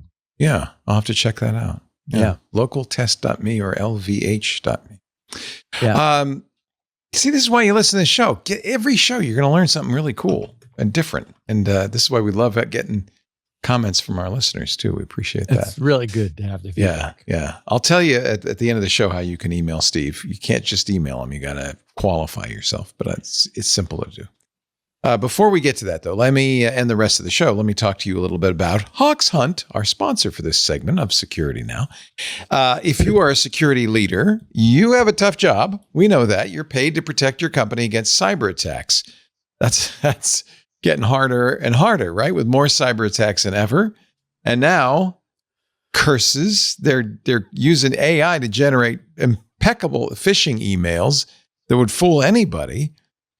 And unfortunately, many companies are saddled with legacy one-size-fits-all awareness programs. They don't stand a chance in today's modern AI-driven space. They send at most 4 kind of generic trainings a year. Most employees ignore them. And when somebody actually clicks, then they're forced into training programs that are kind of feel like punishment. It's kind of embarrassing. And nobody learns if they're feeling punished. That's why more and more organizations are trying Hoxhunt. Hoxhunt actually makes training fun. And that's key to making it successful. Hoxhunt goes beyond security awareness, changes behavior by rewarding good clicks and coaching away the bad clicks. So as an example, whenever an employee clicks an email, says, oh yeah, this is a scam, Hoxhunt will tell him instantly. Well, fireworks go off, providing a dopamine rush that gets your people to click, learn, and protect your company. They're proud. They go, yeah, I found it. They gamify it. And it's fun for you, too, as the admin, because Hoxhunt makes it easy to automatically deliver phishing simulations, not just email. Nowadays, it's got to be Slack. It's got to be Teams. It's got to be in all the places that these phishing scams come in. And just like the bad guys, you can use AI to mimic the latest real-world attacks. Simulations are actually personalized to each employee based on department, location, and more. So they're very effective, right? You're really, it's a cat and mouse game you're playing with your employees. You're trying to trick them. They're trying to beat you. And that's fun. And instead of these big, long, flash-based trainings, they're instant little micro trainings which solidify understanding and drive lasting safe behavior. You can trigger gamified security awareness training that awards employees with stars and, the little star on your forehead and badges, which I know it sounds silly, but it really works. It boosts completion rates and ensures compliance. You'll be able to choose from a huge library of customizable training packages. You can even generate your own with AI if you want. Hoxhunt has everything you need to run effective security training in one platform, meaning it's easy to measurably reduce your human cyber risk at scale. But you don't have to just take my word for it. There are over 3,000 user reviews on G2. Hoxhunt is the top-rated security training platform for the enterprise. They gave it easiest to use. They gave it best results. It's also recognized as a customer's choice by Gartner and used by thousands of companies like Qualcomm, AES, Nokia to train millions of employees all over the globe.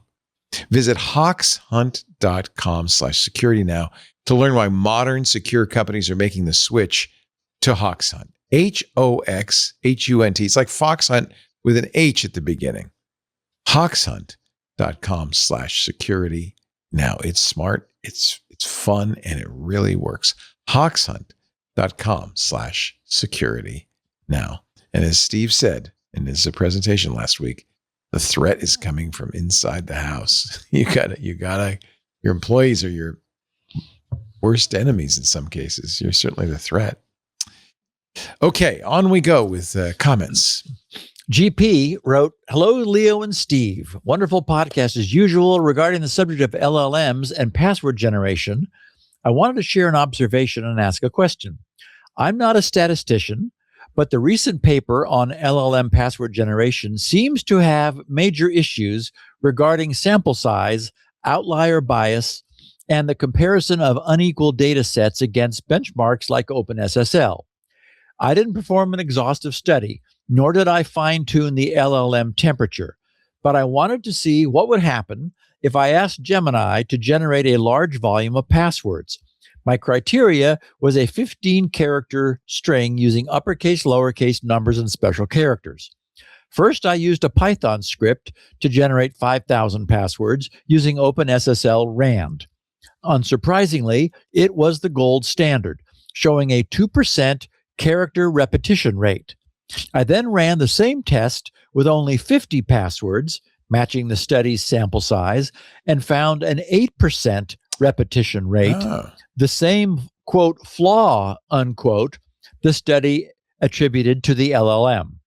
When I pushed the LLM to generate 5,000 passwords, which required some firm prompting to bypass its suggestion to just write the code for me. I love that. I don't want to generate them. Let me write an algorithm instead. I'll write a Python script, probably very similar to the one you wrote, GP. That's right. It's like, no. I just want them from you. Okay, fine. He says, the results were telling.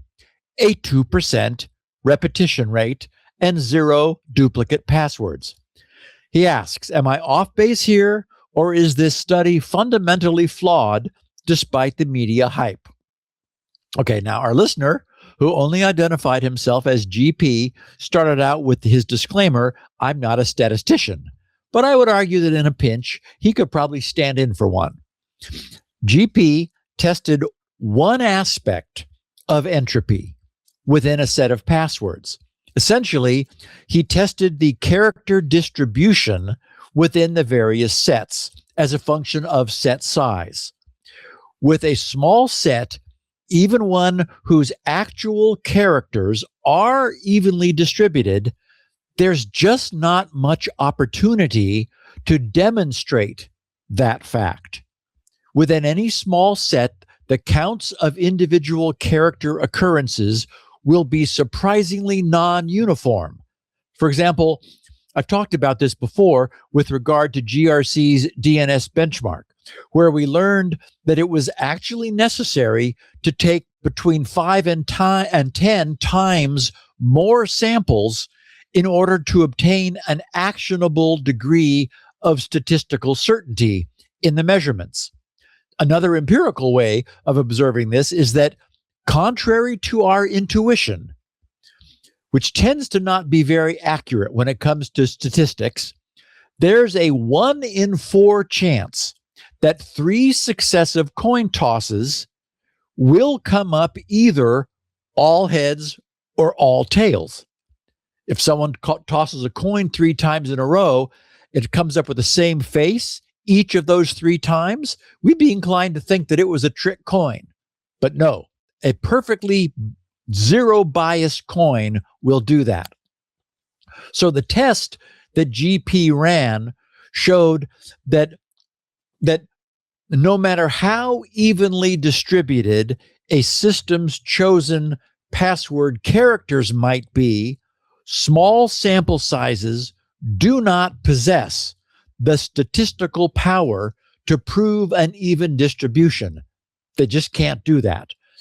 But more than that, we still don't know what the many other tests for entropy might reveal. For example, you would obtain a uniform distribution of characters simply by using each character of the alphabet in sequence over and over. But that would produce very insecure passwords once the pattern was seen. So while I agree with GP's assessment that the paper's sample sizes may not have been able to produce the statistical power that would be available from larger samples, given how difficult we know it is for any deliberately designed pseudo-random number generator to generate high-quality random numbers, there's still no way I would ask an LLM to do that for me.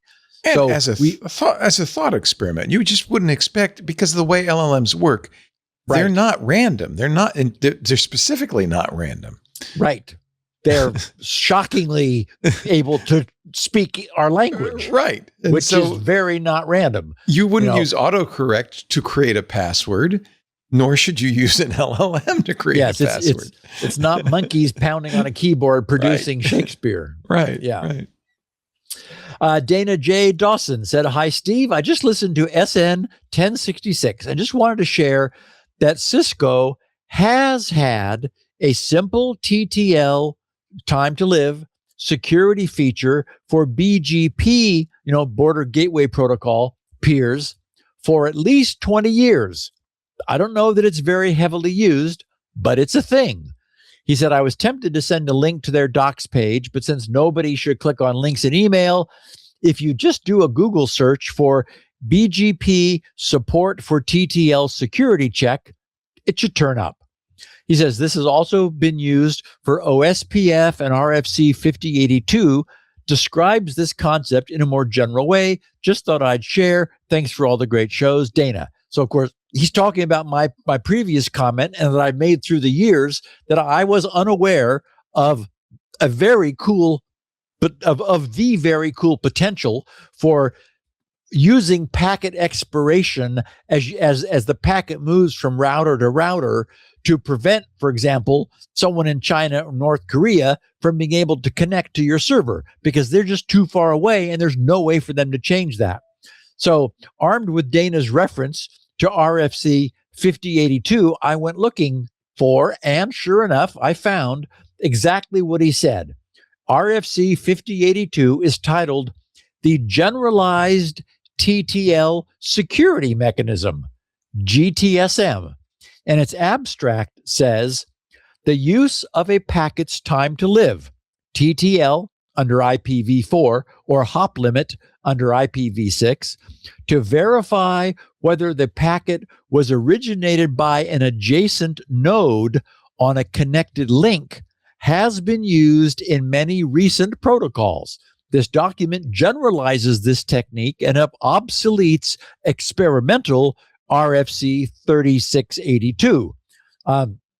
The RFC's short introduction explained, the Generalized TTL Security Mechanism, GTSM, is designed to protect a router's IP-based control plane from CPU utilization-based attacks. In particular, while cryptographic techniques can protect the router-based infrastructure from a wide variety of attacks, many attacks based on CPU overload can be prevented by the simple mechanism described in this document.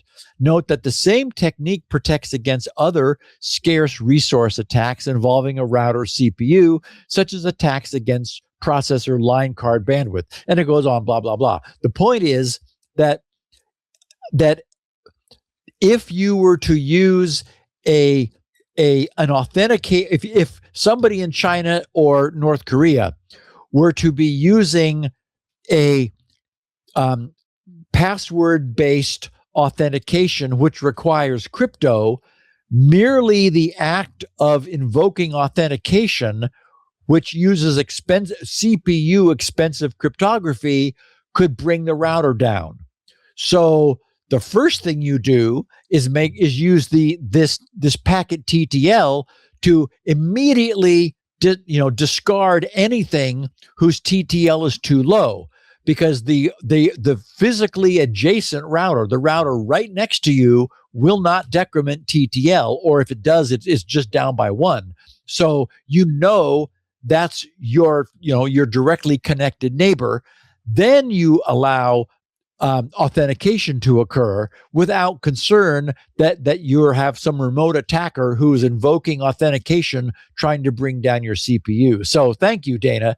That is very cool. And I'm very pleased to see that at least some parts of the industry have clearly recognized that, even standardized recognized and standardized upon the use of TTL as a security mechanism. That's neat. Brian Dort said, "Hi, Steve. I wanted to pass along that a Reddit post really captured something I've been experiencing lately and thought it might make an interesting discussion topic for Security Now." The post's author describes a shift from writing code to managing AI agents that produce the code. His analogy of supervising what he described as brilliant but occasionally drunk PhD students is the way he described the AI agents. Brilliant but occasionally drunk PhD students, he said, Brian said, felt uncomfortably accurate. The productivity trade-off he describes, losing a few hours occasionally, but gaining months of work in a week, matches what I've been seeing as well.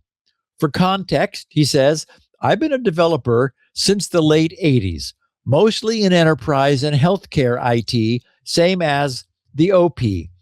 After decades of writing code every day, I'm actually retiring at the end of this month. What is fascinating is that right at the end of my career, the nature of programming itself seems to be shifting dramatically. I remember writing a final paper in college on the state of AI where it was heading. I wish I still had that paper today. He says it feels less like writing code line by line and more like directing the system, setting constraints, verifying outputs, and managing the behavior of these AI tools. In a lot of ways, it feels closer to architecture or technical oversight than traditional programming. I wholeheartedly agree with a sentiment in the post. The identity of a programmer seems like it may be evolving into something more like an orchestrator of intelligent tools. Anyway, I thought it might make for an interesting side note for the show. Also, since this is almost required when writing to you, I'll add that I've been a listener since episode 1. I'm a proud SpinRite owner and a DNS Benchmark Pro user. Thanks for all the great years of content on Security Now. Cheers, Brian Dort, Alpena, Nice. Mississippi. Michigan. That's right, Michigan. Am I? So, we've Nice. we've all been talking about this sort of change, right? And I suspect it's the experience everyone is now having with vibe coding. Sounds exactly like what everyone is reporting. This Reddit post author, our listener, Brian Dort, and of course you, Leo, have all described this new paradigm similarly. What will now happen is that those, occasional lost hours will become fewer and further between as the technology continues to evolve. Computer programming has always been about wrestling with the details. We've talked about, off by one errors, those sorts of things. And that happens to be what I personally enjoy. I enjoy the details. I've remained with assembly language through all these years because I love thinking about the allocation of a limited number of registers, which in the case of Intel's x86, each have slightly different capabilities and limitations. Every function that I produce is a perfect little gem, each of which I love.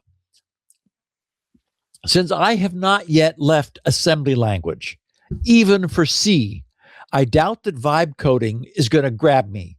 But at the same time, I 100% fully, truly, and deeply understand that AI-driven code generation represents a breakthrough of astonishing proportions for anyone whose goal is not to spend time optimizing the size of a variable or basking in the glory of stack allocations and the elegance of linked lists, but instead to create something that simply gets the job done. That's most people. I get it. In fact, I now suspect that AI-driven coding's greatest impact may be due to its empowerment of non-programmers to do things with computers that were never possible before for them. And we've shared some of our own listeners' feedback to that effect. I just as an experiment, just ask Claude to write a random number generator in x86 assembly language for me. So I'll get back to you. Cool. Yeah. You could probably look at something simple like that and vet it. It says, I'm using a linear congruential Jevinator algorithm seeded from the BIOS timer tick. Is that okay? No, bad. I'll tell it. No, Claude. Bad Claude. No, you do not want to use an LCNG. Those are really bad. They produce an immediately predictable and repetitive set of numbers. So, oh, wow. All right. it's not good. Actually, the Intel instructions now have a random number function in them. So it could use a single instruction, but well, that's no fun. Yeah. No. Okay, so when I was thinking, Leo, about who I am, though I would never think to compare myself to the truly brilliant computer scientist, Donald Knuth, my thinking about the use of computing machinery at the bare metal detail level is very much aligned with Knuth's own. Donald's epic authoring of the multi-volume Art of Computer Programming, which I have behind me somewhere. Yeah, you can see it. It's not there. Where maybe it got covered up by my PDP-8s. I have mine here. It's only 2 volumes so far, right? It's behind that magnetic tape. I see it. I see it peeking through. Yes. How many volumes do you have? 3? I think I only have 2. I have all of them, and on top are in paperback are the ones that are not yet hardbound. Oh, wow. He calls them something, not apostles. He's still writing them, which is amazing. Yeah, he is. Yeah. So anyway,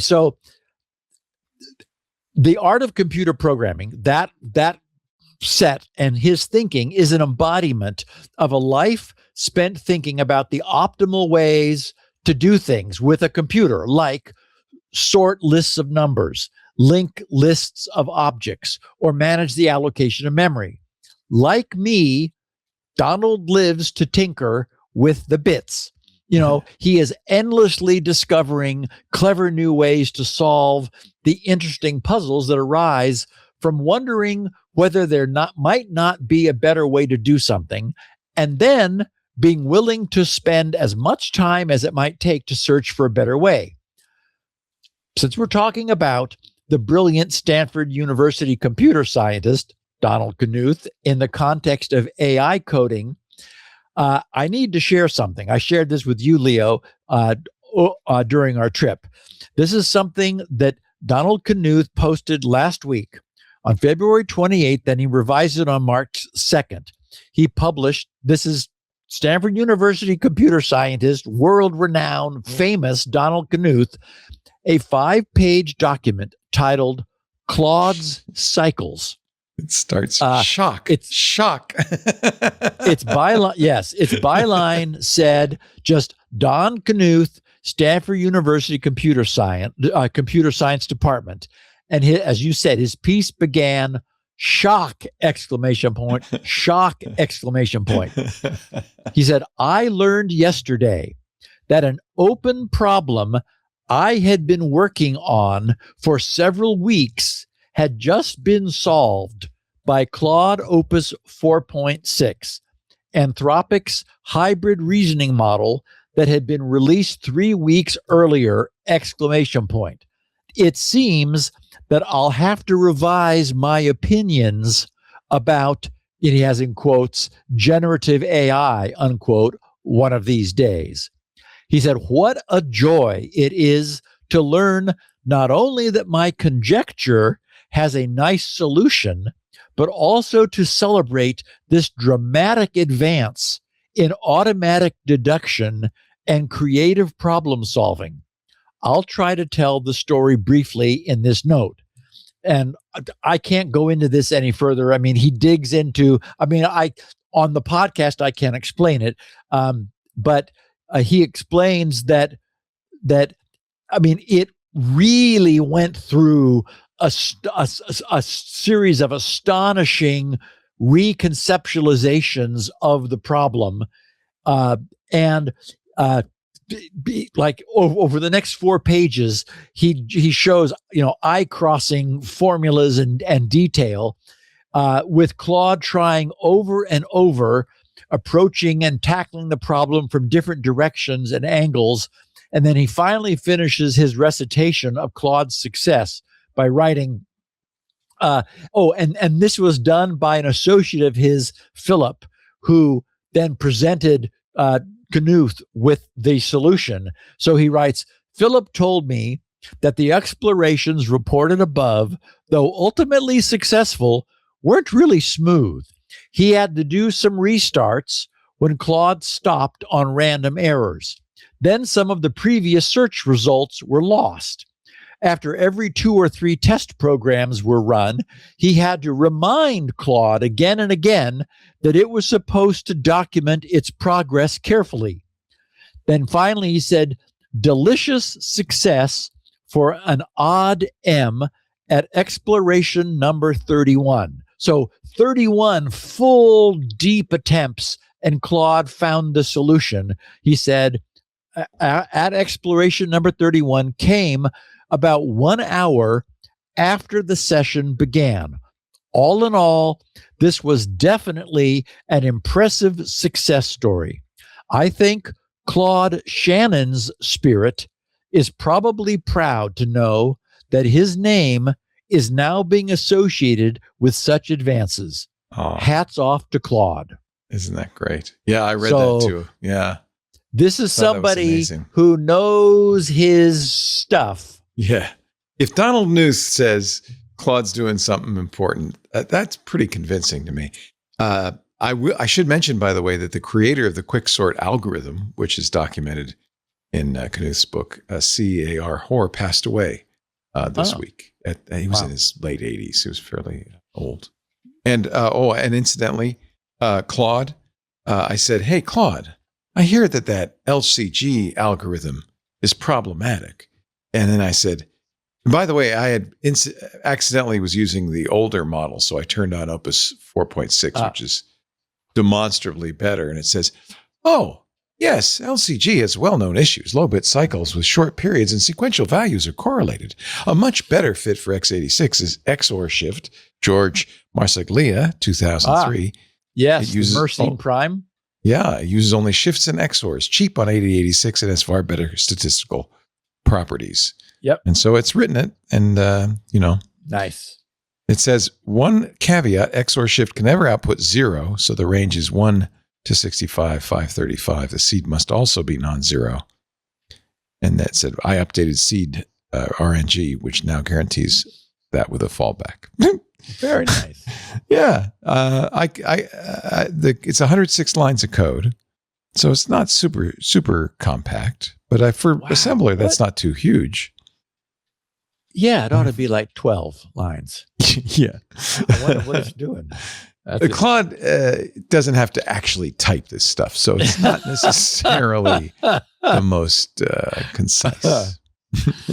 Wow. Anyway, here's Isn't that great? Knuth saying we have moved into a new world of deductive problem solving. Fully, I mean, this was some wacky abstract Hamiltonian cycle problem that, it just makes I was going to say makes your hair fall out, but I've obviously spent some time working on that. It's crazy.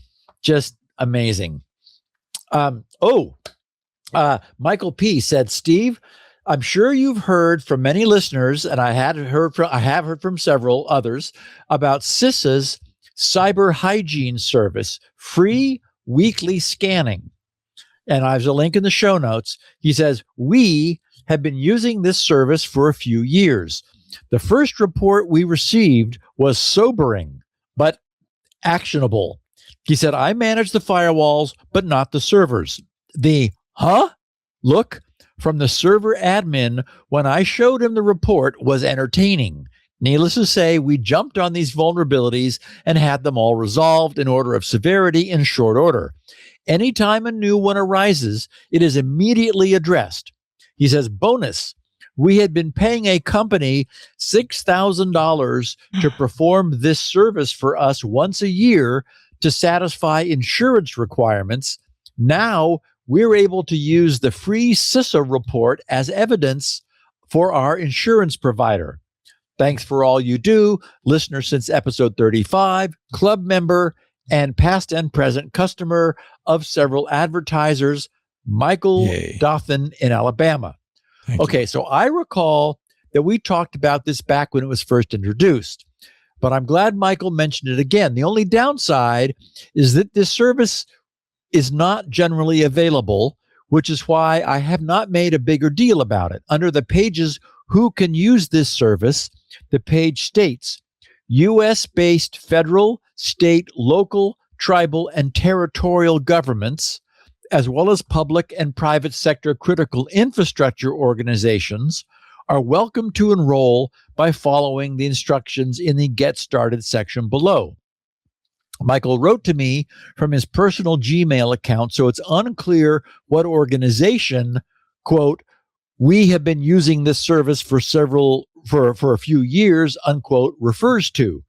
Out of curiosity, I initiated a sign-up request with CISA to see whether they might have broadened their support.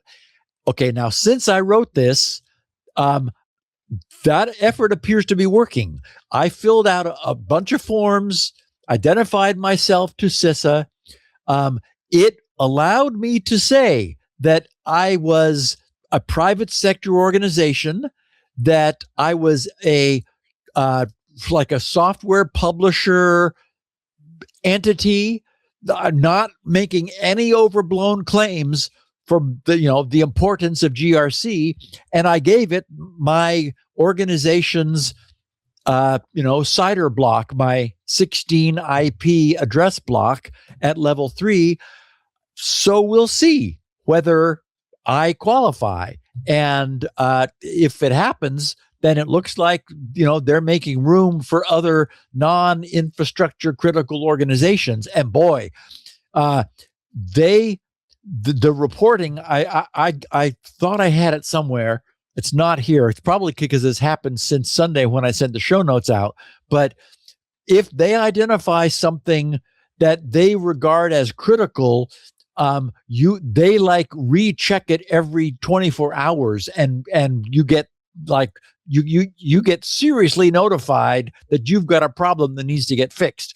And the retesting rate is a function of the criticality of what they find. So it looks like a fantastic free service if we, collectively, our listeners, qualify. Certainly, if you are federal, state, local, tribal, territorial, public or private sector critical infrastructure, do this. Why wouldn't you? So I'll let everybody know if GRC qualifies. I would love to have CISA scanning my network block, letting me know if there's anything that they think I should fix.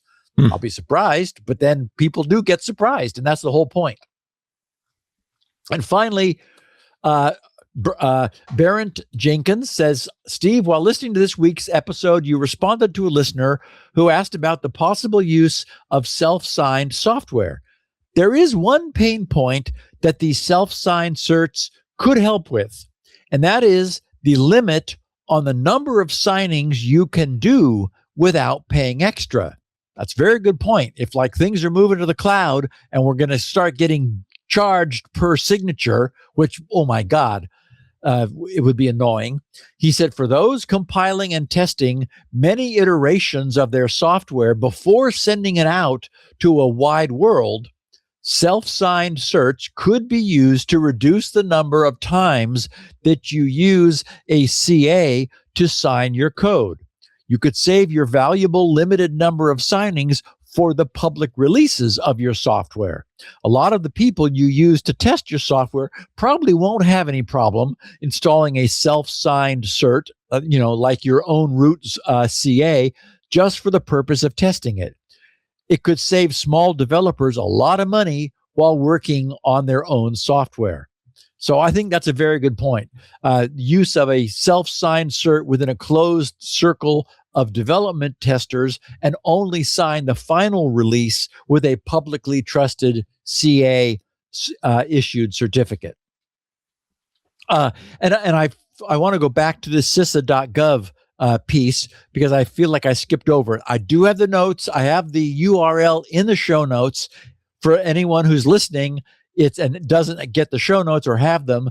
CISA, CISA.gov, G-O-V, then it's /cyber-hygiene-services. Cyber hygiene services separated by hyphens.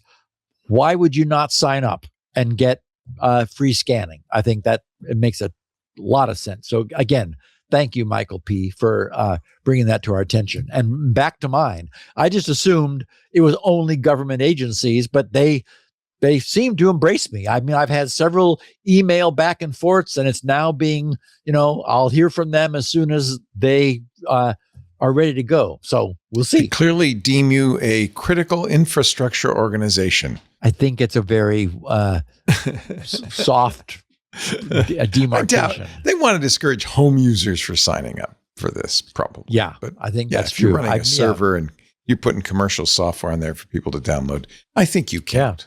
Yeah. That would be cool. That means that a huge portion of our listeners are, in their enterprises could also benefit from this. Would be really cool. What was he? He said he was spending $6,000 a year.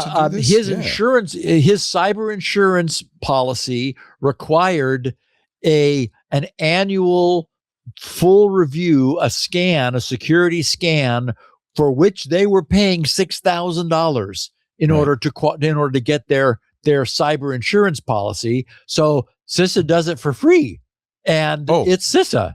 Yeah. Oh, by the way, Sci-Phase in our Club Twit Discord says, of course, Steve is critical infrastructure. He has software on the space station, for crying out loud. Just mention that in the email. I think they'll immediately sign you up. It's a good point, Sci-Phase. Good point. Okay. Our last break, and then you can't hide from LLMs. Do you want to see the, it turns out it's a pretty trivial thing that I gave it. Once I explained that he shouldn't use that bad algorithm, it understood that, this is the algorithm I'm going to use, which is the XOR shifts. Much more sense. Yeah. Much more sense. And it is, and the 100 lines is, a lot of that's comments. There's even a whole block of generating. Okay. So it's really quite simple. It's getting a BIOS system timer tick count, getting the low word, making sure it's not 0. And then it's doing the shifts pretty quickly, a couple of moves. And then it's returning the number. So it's pretty straightforward. Yeah. And it did, I'm seeing that it did do, it is all 16-bit code. You could ask it for 64-bit or 32-bit. Yes, or at least 32-bit x86 code. Yeah, this is a random 16-bit value. Yeah. You could totally ask it for that. And the other thing is, notice how nicely commented it is. It is. Actually, and I noticed that it wrote it's a full program. That thing up at the top, it says .small and and model and so forth. Yeah, so, it's doing the whole thing. In fact, it even says and sets the stack. It notes that the DX to AX clobbers the tick count, and it notes that at the end. So here's the demo. It gives you a little generate 5 random numbers and print them so that you know that it's actually doing something. And then it says at the end, note the comment says clobbers AX CL, but Rand also clobbers BX, worth fixing if this is going into a library header. And I notice it also uses the console in order to actually print things. So there's a lot more than just the random number generator. That's very cool. It's a fairly, I would say it gives you the impression it understands what it's doing and did something intelligent. It didn't pick the right algorithm at first, but that's because I'm using the wrong model. Color me impressed, my friend. Yeah. It is it is really, I think it fundamentally changes what we think of as coding by introducing an automated middleman between this is what I want and I need code to do it. Right. I mean, and this is a super trivial little thing, but just, I didn't want to do something that would take hundreds of lines of code. So You are watching Security Now. Aren't you glad you're here? We do this every Tuesday, right after Mac Break Weekly, about 1:30 Pacific, 4:30 Eastern, 20:30 UTC. Yes, we're in daylight saving time now, so we've shifted over. 20:30 UTC. You can watch us live on twitch.tv, x.com, youtube.com, Facebook, LinkedIn, and Kick. And if you want to watch live, I hope you will. If not, after the fact, on demand at twit.tv/SN. Steve's got copies of the show. I'll explain a little more about what he's got, kind of unique versions at his website, grc.com. There's a YouTube channel, and of course, it's a podcast, so you can subscribe in your favorite podcast client. Now, since we're talking about LLMs, let's talk about LLMs. It turns out that mimicking human consciousness is not the only thing LLMs can be spookily adept at. It will probably not come as a huge surprise to learn that LLMs can be frighteningly good at discriminating among similar appearing objects, including among people. Our friends at ETH Zurich, with some help from Anthropic, have been at it again.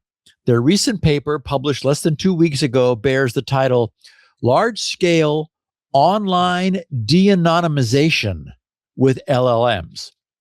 Here's what we learn about the latest trick they've taught LLMs. Their paper's abstract is very, very techie sounding abstract, but everyone will get a sense for this.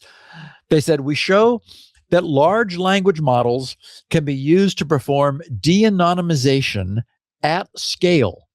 With full internet access, our agent can re-identify Hacker News users and Anthropic interviewer participants at high precision.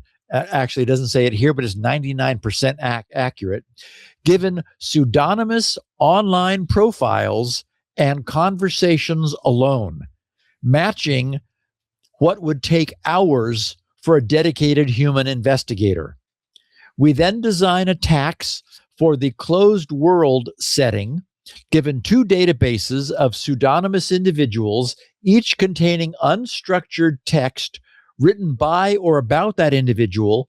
We implement a scalable attack pipeline that uses LLMs to 1, extract identity relevant features, 2, search for candidate matches via semantic embeddings, and finally, 3, reason over top candidates to verify matches and reduce false positives. Compared to classical de-anonymization work, and they cite a previous example known as the Netflix prize that required structured data, our approach works directly on raw user content across arbitrary platforms. We construct 3 data sets with known ground truth data to evaluate our attacks. The first links Hacker News to LinkedIn profiles using cross-platform references that appear in the profiles. Our second data set matches users across Reddit movie discussion communities, and the third splits a single user's Reddit history in time to create 2 pseudonymous profiles to be matched. In each setting, LLM-based methods substantially outperform classical baselines, achieving up to 68% recall at 90% precision compared to near 0% for the best non-LLM method. Our results show that the practical obscurity protecting pseudonymous users online no longer holds, and that threat models for online privacy need to be reconsidered. Wow. It turns out that individuals who believe their identity is well protected simply by their use of online handles are likely to be far more readily de-anonymized than they might imagine. So I'm only going to share the paper's introduction since it suffices to make their case. They wrote, for decades, it's been known that individuals can be uniquely identified from surprisingly few attributes. Sweeney's seminal work demonstrated that 87% of the U.S. population could be uniquely identified by just zip code, birth date, and gender. Narayan and Shamatakov showed that anonymous Netflix ratings could be linked to public IMDb profiles using only a handful of movie preferences, while De Montjoy et al. Proved that 4 spatiotemporal points are enough to uniquely identify 95% of individuals in mobile phone datasets. Despite these attacks, pseudonymous online accounts, Reddit throwaways, anonymous forums, review profiles, etc., have remained largely unaffected by de-anonymization attempts. The reason is simple. Applying such attacks in practice has required structured data amenable to algorithmic matching or substantial manual effort by skilled investigators reserved for high-value targets. De-anonymization is a two-step process at heart, involving profiling an anonymous person from their posts and then matching them to a known entity. It's well known that large language models can infer personal attributes from text on online forums. Given this, it makes sense to ask, how good are LLMs at full end-to-end de-anonymization?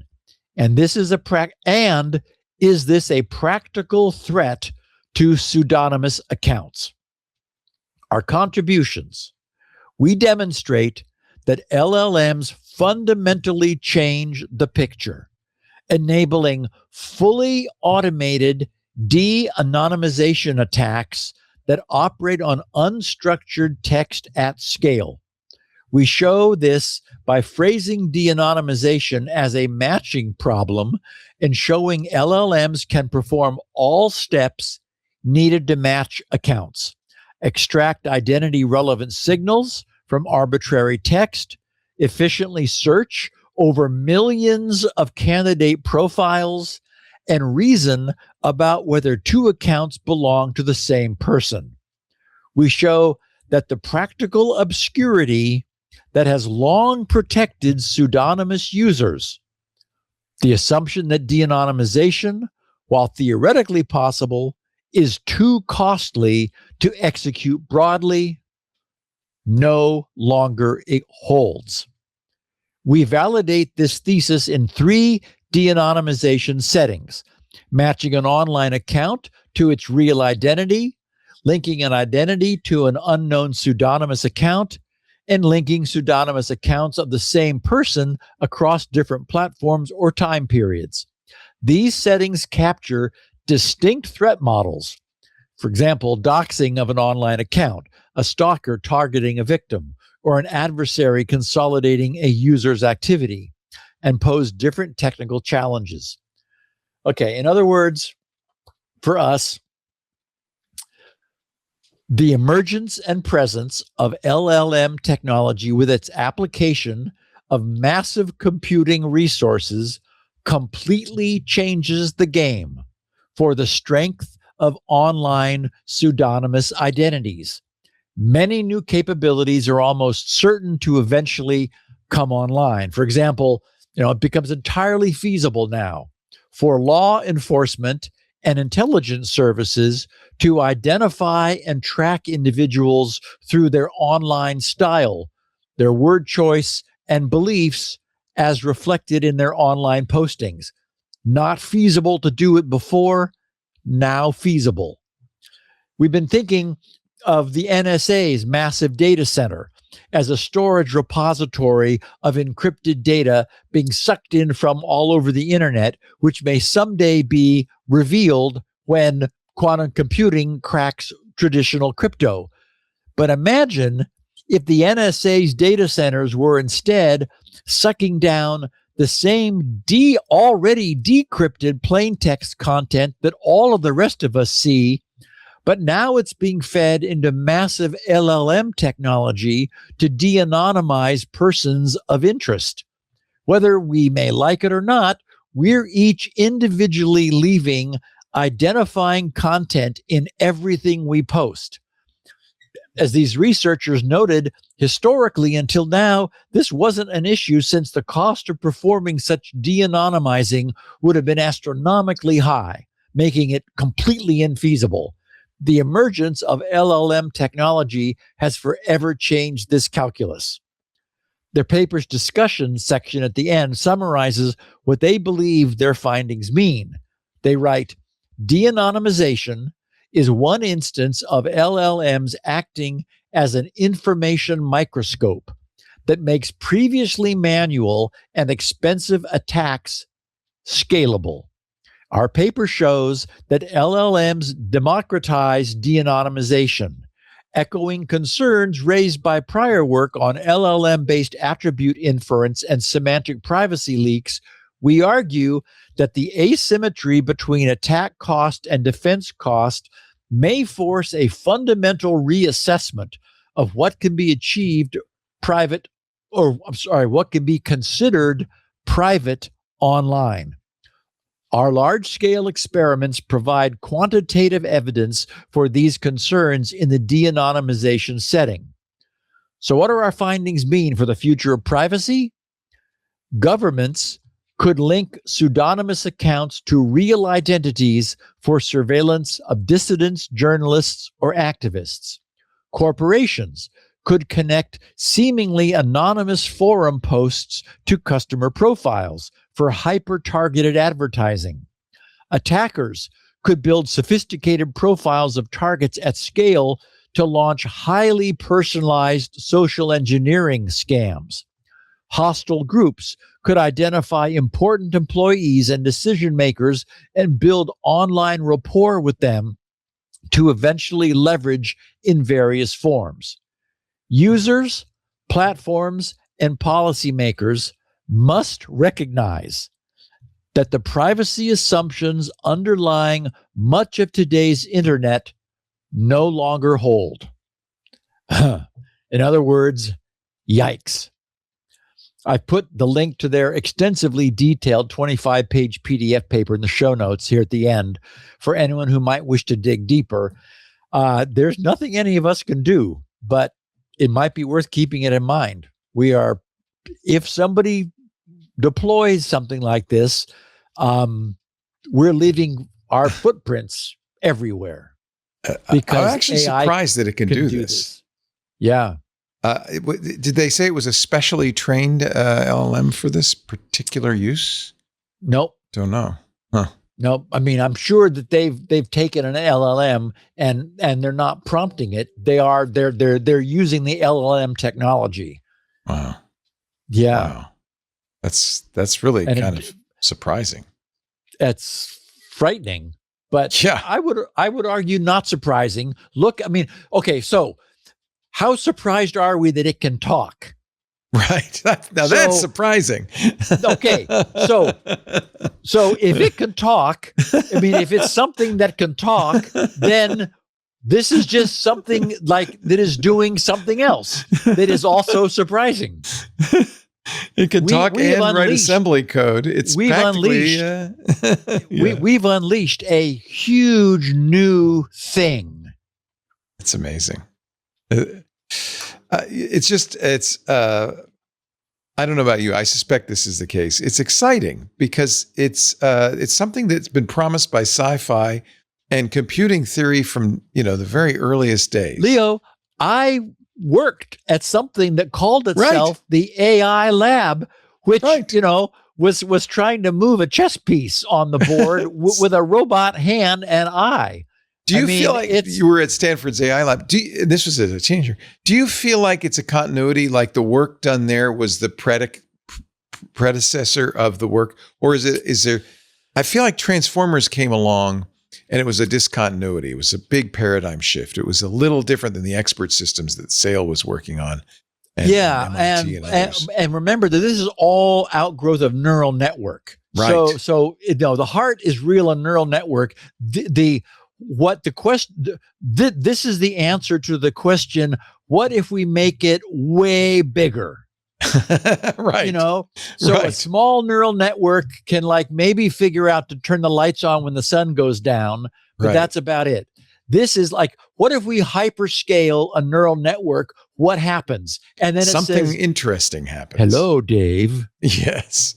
Something very interesting and somewhat unpredictable, to be honest, happens. It's fundamentally unpredictable. I mean, Yeah. in fact, so that it doesn't bore us, we add unpredictability. Right. We actually pour it in, It's stochastic. Yes. called a temperature setting. Right. We live in interesting times. Aren't you glad you listen to this show to keep up with all this stuff? That's Steve Gibson. That's his job. And you know, what's fun for both of us is we've been about this job for a long time, and we have seen what's happened. And I think it's really fun that we can still be amazed, that we can still go, wow, it can do that? Wow. That's pretty exciting. Very exciting. Thank you, Steve. Steve is at grc.com. Now, if you want to send Steve a comment, a suggestion, your own experiences, easy to do. Go to grc.com/email.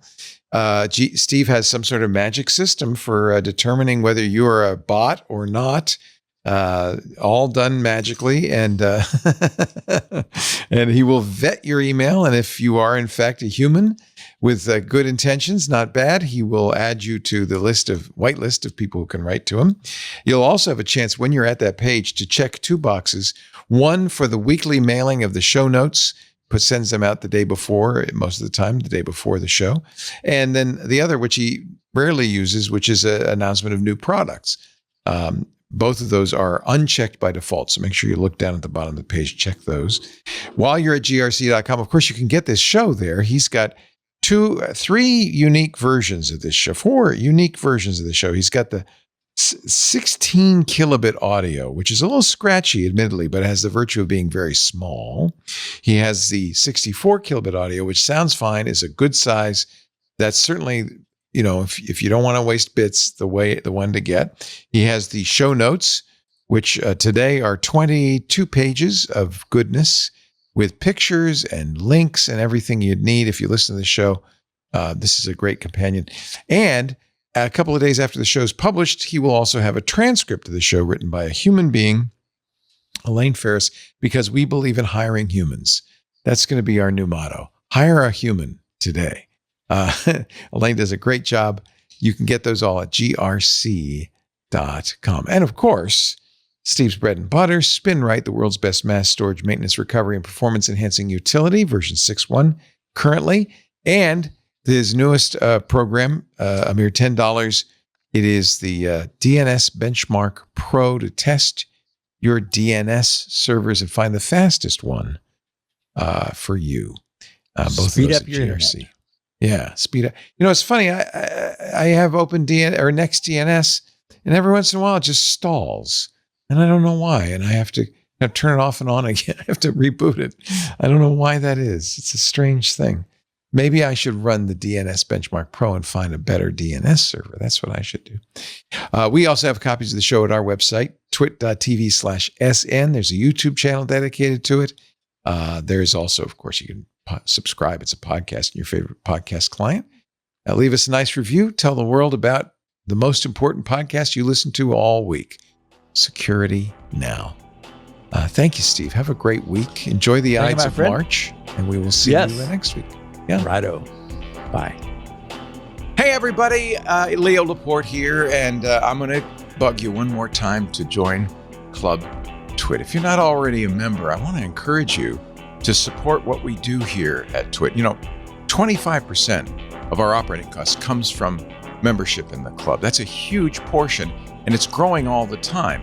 That means we can do more, we can have more fun. You get a lot of benefits, ad-free versions of all the shows. You get access to the Club TWiT Discord and special programming like the keynotes from Apple and Google and Microsoft and others that we don't stream otherwise in public. Please join the club. If you haven't done it yet, we'd love to have you. Find out more at twit.tv/clubtwit. And thank you so much. Security Now.